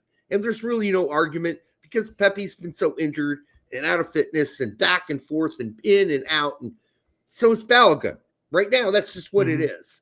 Even if you're a Pepe guy, you got to admit that. So, yeah. I mean, even I guess if you're going recency bias, I mean, hell, even Wright's come in and played striker and scored for the national team recently. So true. I mean, when Pepe gets back, when he gets back and healthy, he's in this window, and I'm sure he'll get some playing time. But I mean, you have to imagine Bell is ahead of him in Poach's eyes. But I would for sure. Do you venture out and say is Wright ahead of him? Or is Pepe's early performances under Poach before injury still in his mind? I have to wonder to myself, even though they've tracked him, I just don't know what Poach thinks of Pepe. I'll be really honest. It's not a question he's gotten very often, and I can't remember the last time he talked about him. In fairness, he's been injured like 70% of Poach's tenure. That's fine. I'm just saying nobody's asked about him in the media. They haven't said, again, Pepe's not here. How do you feel about that? Would you like Pepe, if he's healthy, to be able to come play for this team? Well, and nobody's asking that. So our media only asks questions about players who are healthy and are able to be there. Well, hey, why wasn't this guy? He's playing for his club. Why wasn't he included? Or this person? You're not allowed to ask that any questions about players that weren't called up, Brett. You all know that. Hey, Jeff Carlisle, why don't you bring your own lineup next time? All right. God bless Doug for his snarkiness on that. That was great. Bosch explaining starting Till over Pepe. It's really not that complicated, people. It's just not. Well, I think this is the picture depicting of where like he comes out and he's like, yeah, Pepe's still my number one striker, and then week after week after week after week after week after week after week. And I understand. We've already made this argument. We understand. Right. It's just him constantly like, he needs over here. To stop saying that. What he needs to say. Tillman's my man right now until he's not. Goose Till is hot. I'm not pulling off a hot player. Sorry, it's not happening. And until the time that Goose has, I wouldn't even say this, but the honest answer is until Goose Till has a rough few games in a row, Pepe's not starting. Because if he keeps scoring, Till's going to keep starting. That's just how it works, and that's how injuries work. This works the same way everywhere. Like the only reason that Chris Richards got a chance was there was an injury, and he came on and he fucking rocked balls, and he was really good. And the coach said, I got to keep this guy on the pitch. The other guy that's injured, you're now on the bench. That's how that works. Yep. Yeah. Okay. Where we we're going to next. Yes. Oh, I know what this is about. Okay. Gio Reyna went from getting garbage time minutes in Borussia Dortmund to getting garbage minutes for Borussia Mönchengladbach. Okay. It's really not the same thing yet. There is no evidence currently that Reyna is full match fitness fit for coming back from his injury. So he's going to continue to get 15 minutes and 20 minutes and 10 minutes here until the coach believes he is ready to start and at least play 60 minutes. At least. Otherwise, he's not going to start. And yeah, also, this is a desperate coach, a desperate interim. manager. Previous youth manager too. Yes. That's in there with an interim tag hanging over his head. Yep. And he's just doing everything he can to get the results he needs to right now. And right now, he thinks those results will come from playing very solid defense and hitting on the counter. Now, you could find a way that works with Reyna, but until he figures that out in his own mind, or until he decides to play in a different way, which he might against lesser teams in the Bundesliga, but unfortunately for them right now, they are one of the lesser teams, Mönchengladbach. Mm-hmm. On paper, they're not. And maybe when the striker comes back, who's been injured forever, that might help the situation as well. We don't know all the details and facts, but I do not want to call what he's getting garbage minutes, Tack, because honestly, we don't know how fit he is. Right? We don't. Maybe he's not ready for anything more than 10 minutes. And so we'll see. He did, when he was healthy, get a full start. And immediately after getting that full start, he was out injured. So maybe he's still, can we give it another few weeks? Well, I think the other big thing to take into consideration here is just the difference in attitude. Quite frankly, not like he's got an attitude problem, but how he every time you see him at Dortmund, he was kind of like isolated. He was kind of alone, kind of sulking. Here at Gladbach, he's not. Every time you see a photo of him, he's usually pretty chippy. He's laughing. He's celebrating. That could be being next to your best friend and all, but it seems, even though it's a stone's throw away from each other, it seems to be a definitely grass is greener on the other side, even though he is still getting bit minutes. Yeah. Now, as far as how much time Reyna's going to get in this window, it sounded via the interview with Poch that was not going to be a whole lot of time. But I mean, here's the issue though, because we kind of brought this up whenever we briefly talked about Tillman in the beginning. We have Luna, Aronson, and Gio as attacking options. Now, of course, you could, in theory, throw Haji Wright in there too, but it's going to act as a second striker more so than anything. Mm-hmm. That's a distinct possibility. Or you play a different setup than the 3-4-2-1. But if you're going 3-4-2-1, you play with those two attacking options. I mean, you'd be pretty hard not to get at least 20, 30 minutes each match for Gio. Well, from your lips to God's ears, Brett. That's all I hope. I'd like to see 15 or 20 minutes each game from Reyna at the very least. Hell, I'd love to see him start one of those games. Mm-hmm. But based on the press conference, thank you, Green Great Basin. It was not an interview. I mean, he was interviewed at a press conference, to be clear. I'm not sure that's what we're going to get, because they said the main objective of bringing Reyna into this camp was not his playing time. It was to get him adjusted to the new culture that they have built, this grand spanking new culture of anti-Berhalterism. Well, I mean, to be frank though, they did the same thing with Dest, and Dest actually started a match. So. I need you to not be Frank. I need you to be Brett. I'll be Frank, you be Larry, okay? Fair enough. All right. So Derek, you did send me that Gio interview, not the presser about Gio, but the interview with Gio. Yeah, we can't play that. In Blazers. We could play it, but do you have timestamps? I don't. Okay, then I'll get rid of it. So what Gio generally said is he's doing fine. He is happy to be where he is. He's happy he was called in. And he's just ready to, I mean, nothing really breaks in those, right? Nothing breaks in those interviews. So, Well, I mean, he had a hot topic that really made its rounds, although I'm sure it was seen as a nothing burger when talked about it. yeah. Was whenever they were talking about like, oh, Gio, was the possibility of you coming to MLS really a thing? And he's just No. like, no, it was never really a thing. I didn't know anything about it. Which we did play last show, by the way. Yeah, we talked about that. Yeah, Yeah. and we talked about how like, well, guys, it could be the two things can be right at the same time, right? The agent at the time may have been fishing, and Gio may have had no idea about it. Right. Are we going to try to put together an 11 here? Starting 11? We can at the end. That wouldn't be too hard. We are at the end, I'm guessing, aren't we?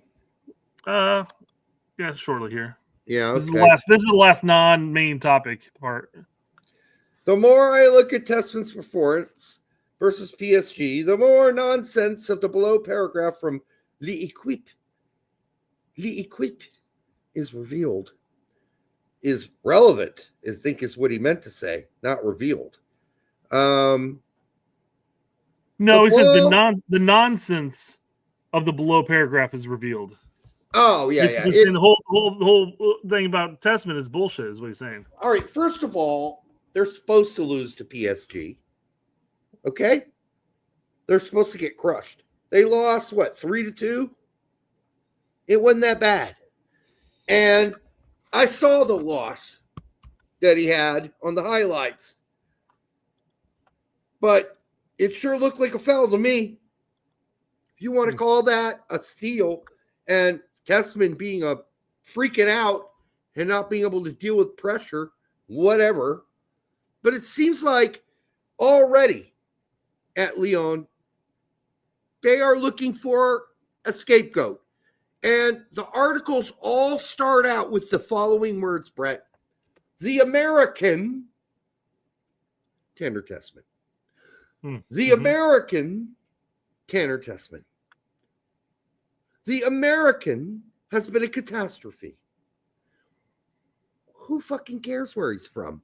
Oh, I'll tell you who cares where he's from. L'Equipe does. That's who cares. Otherwise, they're not going to bring that up because they rarely bring up a player's nationality when they criticize him. But in this case, they're going to bring up his nationality because he's an American. I don't think he played that bad in this game. I didn't think he played great, but I don't think he's the reason they fucking lost. But L'Equipe and a lot of the fans want to blame him. Okay, well, you go ahead and do that because Lyon has strapped for money. They don't have any, and their side is pretty thin, so they're going to have to play with what they've got. And by the way, it's not like they're losers at the bottom of the table. No. So I just don't understand this. 7th place right now, I think. Exactly. Yeah. They're lucky to be where they are based on their financial catastrophe. Seeing how they could have been Ligue 2 or whatever the fuck 2 is in French. Tom says he remembers when Derek said there was no American bias in European leagues.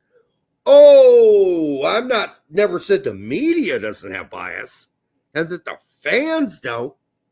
I'm saying most of the managers don't. Most of the managers will play, as they do here with Lyon. The manager starts Tessman every fucking game and plays them almost 90 minutes. It's the fucking media and the press that still have a bias issue. And the fans. Look how much shit McKennie gets, even now when he's in shape. Yeah. Pronounced like L'Equipe. Yeah, fuck those motherfuckers. L'Equipe. That's what it looks like to me. L'Equipe. L'Equipe. Anyhow, seems like unfair criticism. There were some other players, by the way, in that game who had suspect moments. But the only one that seems to be getting any blame in the press and from the fans is the American Tanner Tessman. Okay, fair enough. You guys are lucky to have him based on your own shitty fucking balancing of your books. Excuse me, I'm sneezing.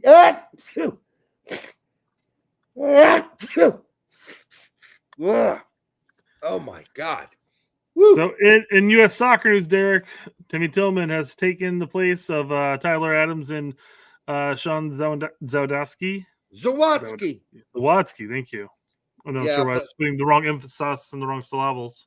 in German, he would be pronounced Zawatsky. Yeah. And I think he would be in his own homeland of Poland. But in American English, he is Zawatsky. Real quick. Sure, Michael says, I'm surprised Juve hasn't traded Weston. He must be doing something right. Yeah, his manager came out and wants to extend his contract. Yep. His new manager said that. New does, yes. New manager. And that's the thing. I mean, he was always on the chopping block because he had such a high market value. And Juve was strapped, and they were always looking for cash at that point. Yeah. For the last handful of years. And problem is that at $28 million, I mean, not a lot of teams out there are going to be vying for Weston's services, quite frankly. But he's always been consistent with Juve, regardless of the manager. And guess what? He's won over a handful. Yep. So. All right. For the nearly 200 of you that have been here tonight, make sure you like, subscribe, share it with your grandma. Yeah. Okay. The Tillman thing in the end is probably not the biggest deal in the sense that I don't think whoever they brought, even if it were Owen Wolf or somebody else, I really don't think they're going to play that much. So we could get all worked up about it, but I just think I'm not going to bother. Just seems so out of left field. I mean, I feel like Tillman played in one Camp Cupcake for him, I believe. Yep. Aside from that, I don't think he's gotten a serious sniff at all. My comment really is just indicating our current pool of players, who we have, and how defensive minded our player pool, this Windows player pool is. Yes. So we already have Tessman, we got Berhalter, we got Roldan, we got Morris. Do we really need? I know we ended up losing two more. That's a shocking thing right there. We lost two more who are vying for those double pivot roles. Isn't that crazy? That's insane. There's only 2 spots. 6 players vying for two spots. That's fucking nuts. Yeah. So we have 4, which would make you think that they could just shuffle between them. So why would we need to bring another center midfielder in who could play kind of more of an attacking midfielder too? He could. Tillman could. He could fill in the role I'm talking about in the second sentence here. But as of right now, we only have Gio, Luna, and Aronson as our creative 10s or our creative attacking midfielders. And people forget that throughout most of Tillman's youth career and time in 2 Bundesliga, he played attacking midfielder. Timothy Tillman. Not center defensive midfielder, holding midfielder. He didn't do that. So, but I'm not going to be worked up about it because I don't think he's going to play, number one. And who else could you have brought? I joked and I said, how about Leonard Maloney? Wink, wink. He's been starting for Mainz in the last 4 games. That didn't get much traction, but it is what it is. Gutierrez says Smiderslauten might have a better shot at Mexico with them needing some attacking talent in the midfield. Yeah, maybe so. Maybe so. Yeah, and again, until I see any form of inkling that he is vying for us, I keep saying vying. He is interested in playing for Mexico. Outside of saying that he's keeping the doors open, I'm assuming the whole point of getting the passport was merely just to get that transfer to Mexico to play for Chivas. Yeah, and it could be one leading to the other. We'll see. So time will tell. Timothy Tillman can play a 6, 8, or a 10. Let's be really honest. But then again, so could Owen Wolf. But either way, I'm not going to lose sleep over this because they're not playing. They're not going to play. And if they play, it'd be like 10 minutes, 5 minutes. And none of them are going to make the team for the World Cup. Timothy Tillman is not making the team for the World Cup. Neither is probably Maloney. Neither is anybody else you want to bring up. They're not making the team. So it doesn't matter. It really doesn't matter. Mm-hmm. I don't know who else he could have brought. It's a longer flight for Timothy. And they usually, when they lose a player this late in the call-up, after they've already announced the team, they always go domestic. Always. Berhalter used to do this too. They would go domestic. It's an easier turnaround. 100%. It's an easier fix. They're like, a 30-minute flight usually away, or a 2-hour flight, not a freaking 10. Yeah. Yeah, that'd be like the games in Chicago, and you have to fly from Indiana to Chicago. I mean, that's what you do. You wouldn't drive there, by all means. But although it would take you less time to drive to Chicago than it would to drive down to the Indianapolis airport, wait for your flight, fly into Chicago, get your bags, and then go. You might as well just do that shit. But, well, yeah, it's a short flight. Like when you fly from Indianapolis to Chicago, you get up in the air, you get horizontal, and then it starts coming down, descending. That's how fast that flight is. I'm pretty positive that the plane just drives down I-65. It feels to me like when I've done this flight many times from Chicago, we lift up from Chicago, we flatten out, and then we're descending into Indianapolis. That's exactly. It doesn't even. They don't even take away the seatbelt sign. It's like you always have to wear a seatbelt because it's like you go up and down. Yeah. So for Gucci, it would have been a very short flight. So Zendejas did play on Saturday. That is correct, Tony. Let me see. How many minutes? He was. He was part of the this group of players who were recovering that are coming back to playing. So that's the main reason why he still wasn't in contention. Right. He went 45 in a loss for America against Toluca. And I don't know how soon after an injury. Right now, he's not fit enough to start for America. So I guess they're being very, I would have to say, that this is very, very, very cautious from Poch. Anyone who's been injured in the recent future is not coming, except for Reyna. If you've been injured, you're not coming. So, all right. U.S. men's national team prospects and Pete chimed in with a potential two-striker play, which we did. Didn't Haji come in and play with Ballo for a hot spell recently? Yes. Yep. So he played as a second striker. He played as a 10, but he pinched in. He pinched in. So that's a 10. Or a second striker. Yeah, it gets really blurry. There's no point in making a distinction there. But if we come out and play a 3-4-1-2 and an outright double striker setup, would that be awesome? Would I like it? Yes. Is it going to happen? I doubt it. Not as a starting setup. I doubt it. In the current roster, who's playing your CAM? That one. The double CAMs? No, in the 3-4-1-2. Well, let's assume we play Ballo and Pepe. Who's your one? I'm picking Reyna. Yeah. But that's just me. It's just me. If I have to pick between Aronson and Luna, I'm going with Luna. I'll tell you that. Because Aronson can't finish. Luna can. Aronson can't finish. He can't finish. All his goals are weird, fluky bullshit. Bounces in the box.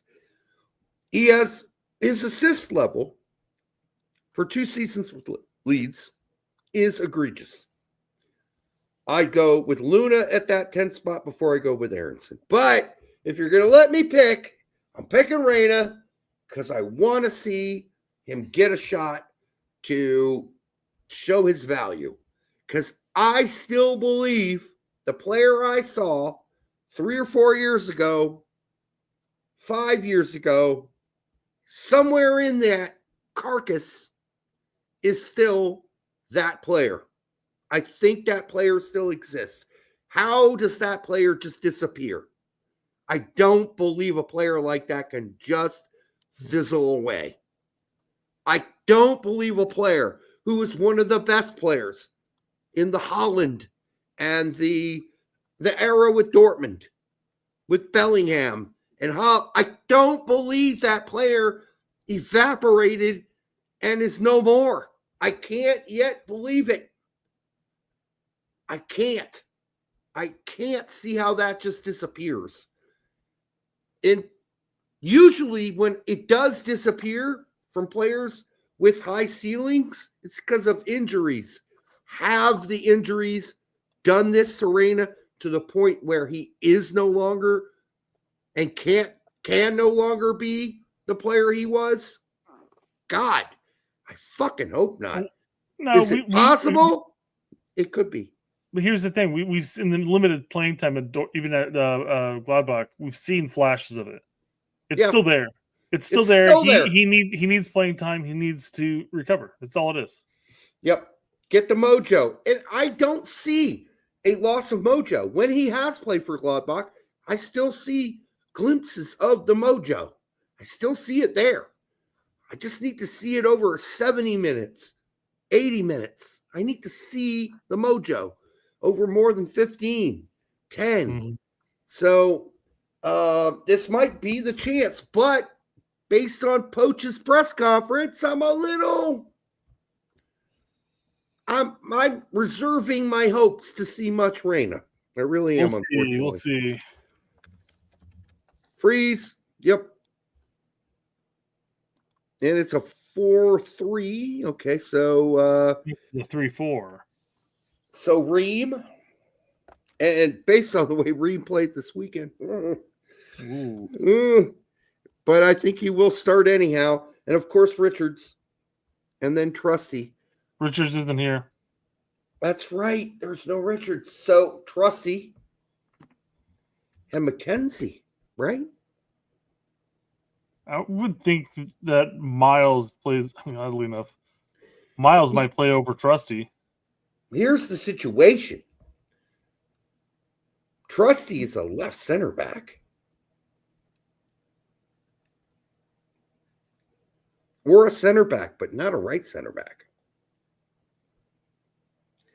So Ream would have to, Miles could play right.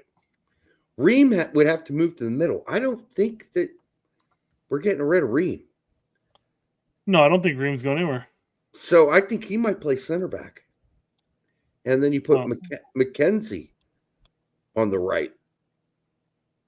You move Trusty to left center back.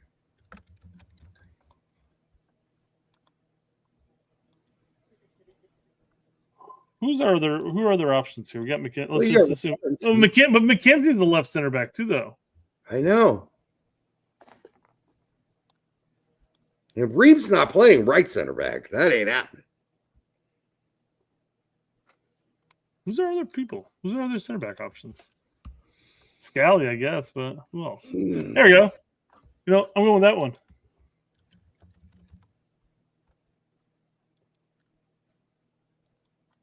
There. Problem solved, right? Mostly. Now, the question would be, if it has to come down to between Trusty and McKenzie, I'm going to assume it's McKenzie. But, I don't know if Trusty hasn't played under Poch. Let's go with McKenzie. Just think that'd be the safer bet. Although, Celtic are playing a lot better with Trusty now. They look a lot less horrendous lately.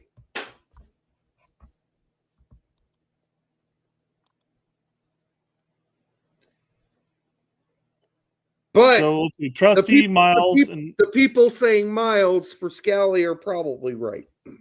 I don't know, but Scally's played that position for Poch up until the golf cart incident.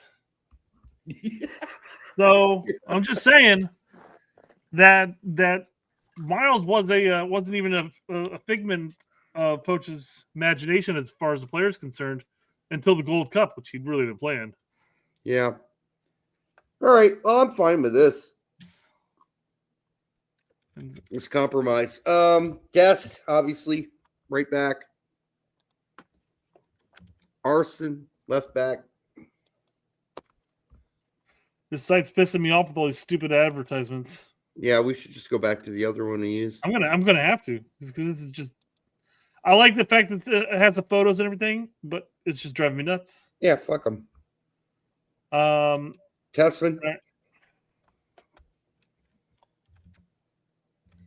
And honestly, at this point, Morris. You think so?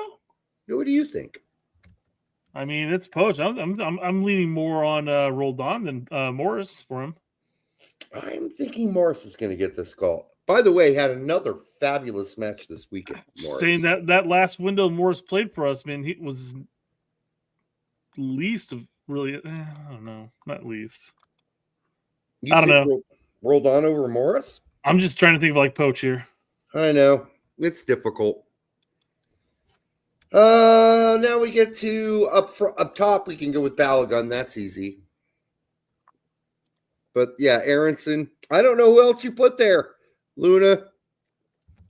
Unless he's putting right here, which is a possibility, I guess. But I don't know. I don't think so right away. I think that's off the bench.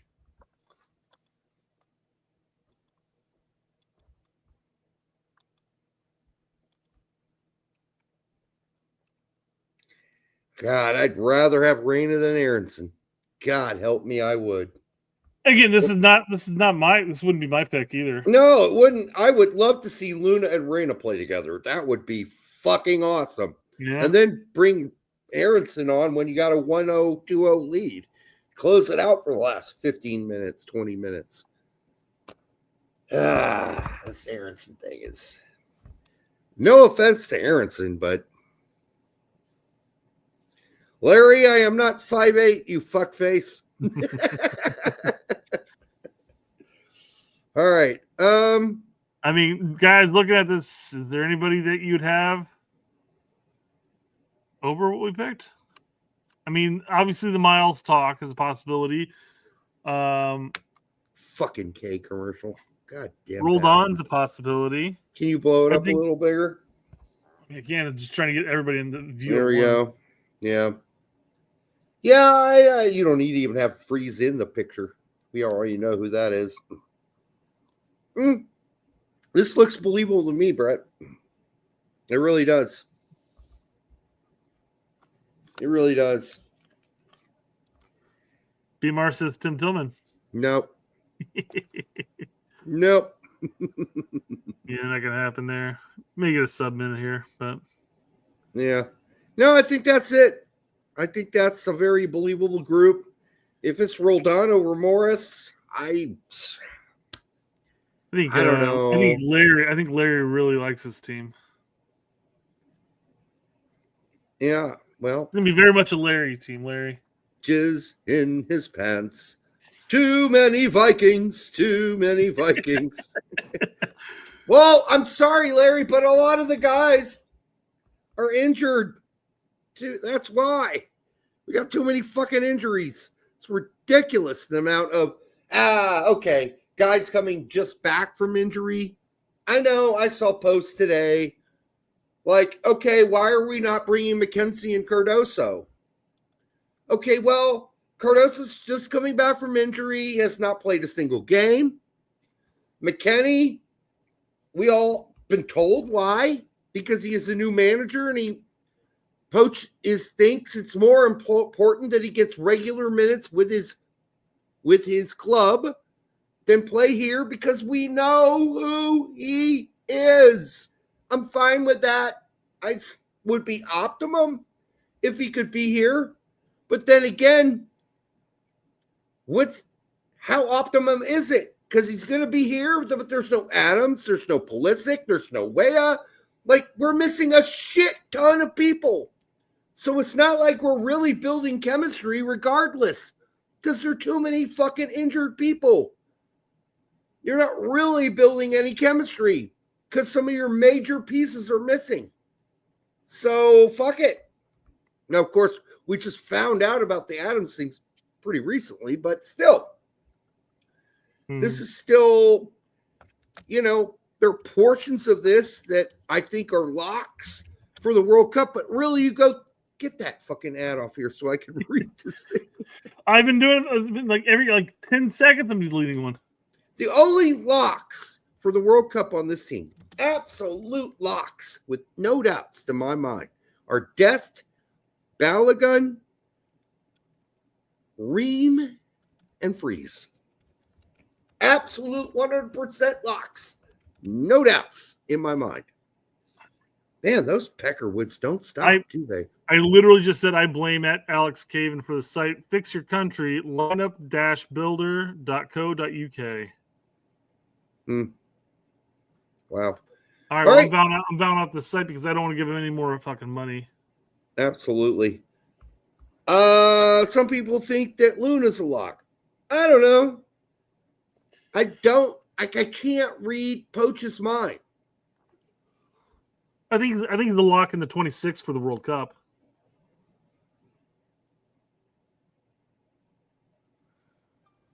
He's been a consistent All right. person. So we're talking about the tens, right? So if we're talking tens, that's Pulisic, Tillman, sure, Reyna, if he does what we think Reyna can do. That point, sure. Luna, and possibly Luna, yeah. All right. I mean, I take him over Aronson. It's not going to be way. I mean, the only reason I don't mention McKinney at that role is because I'd rather have McKinney at the double. You'd rather, but then again, it looks like Poach playing in there. Yeah. So that could be your four. Maybe Luna gets dropped for that, or maybe he just brings in Luna, and we have 5 options at the attacking role. And Way is always versatile; he can play up there too. Yep. I mean, it's it really depends on how Poach decides he's going to play, right? That's how it's going to go. Do you all know Paraguay and Uruguay are going to bring their A teams? As far as I understand it, probably yes. Yes-ish. Yeah, remember, this is their opportunity to at least Uruguay. I'm not sure about Paraguay, but this is their opportunity to get experience stateside before the World Cup.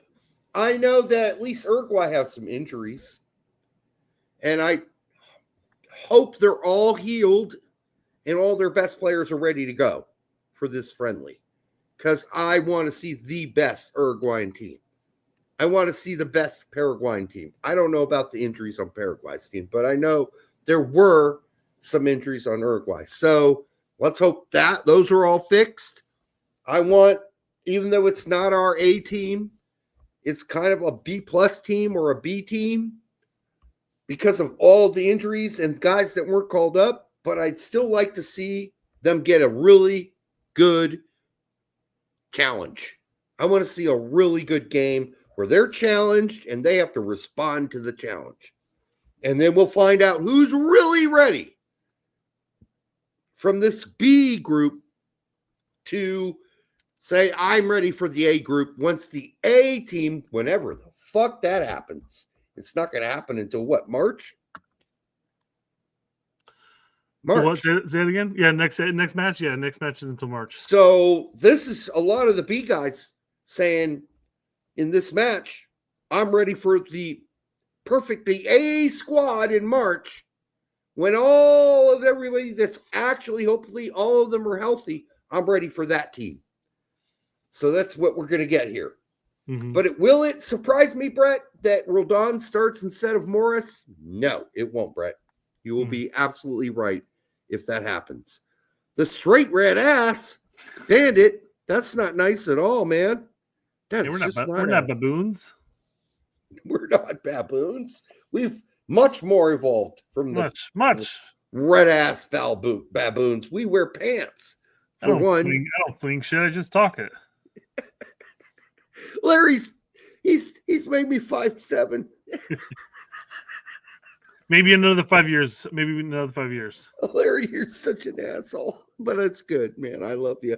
All right, I think that's it, man. I think we are done for the night, and we will. What? That's all we got. Yeah, that's all we got. When's the game? When's the first game, Brett? Oh, real quick, he meant that we're getting a red ass from the spanking from. All right, fair enough. When is the game? Let's see if we'll cover it live. Is Saturday at 5, and then Uruguay is Tuesday at 7. So we'll do Tuesday live, I think, and we'll skip the Monday broadcast. Saturday, I'll be at my parents', as I am every Saturday. They're going to be leaving at the end of November, so I'm spending as much time as I can with them. Mm. So we won't be calling that live. I'll watch it here. Wait, 5? You say 5? Oh, I will be here. I'm always here by 4 o'clock. I leave. No, Saturday. No, I'm here Sunday at 4. So no, we can't do Saturday. We'll cover the Paraguay match live. What about Thursday, Brett?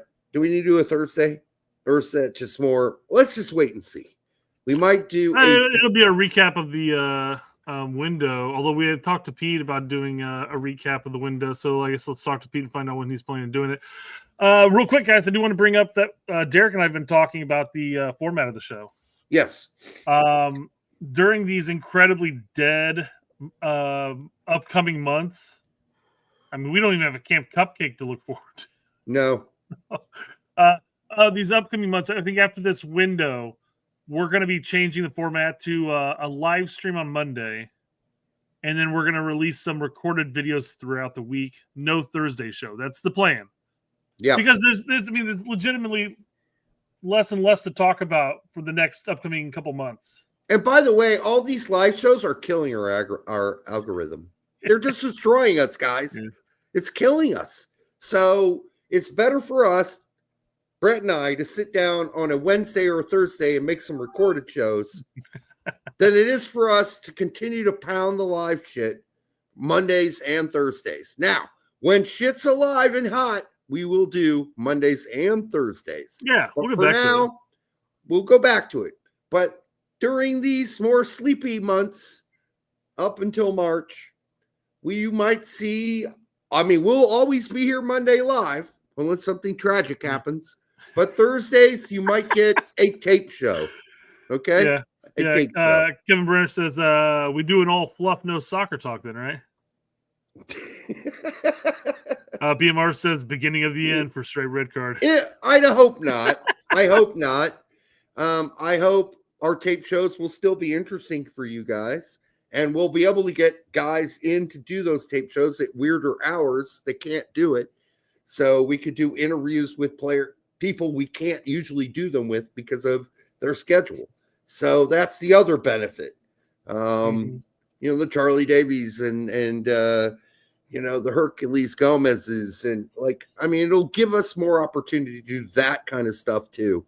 So, but once we get back to the heated season, we will be back full time with live shows on Mondays and Thursdays. But there's no point in us blowing our loads on Mondays and then getting to Thursday and go, oh, fuck.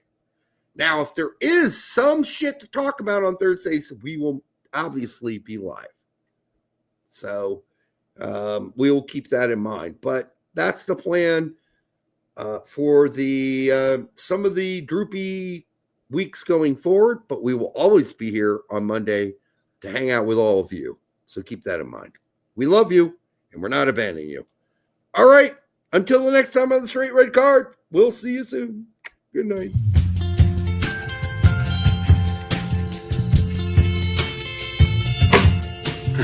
That hurt.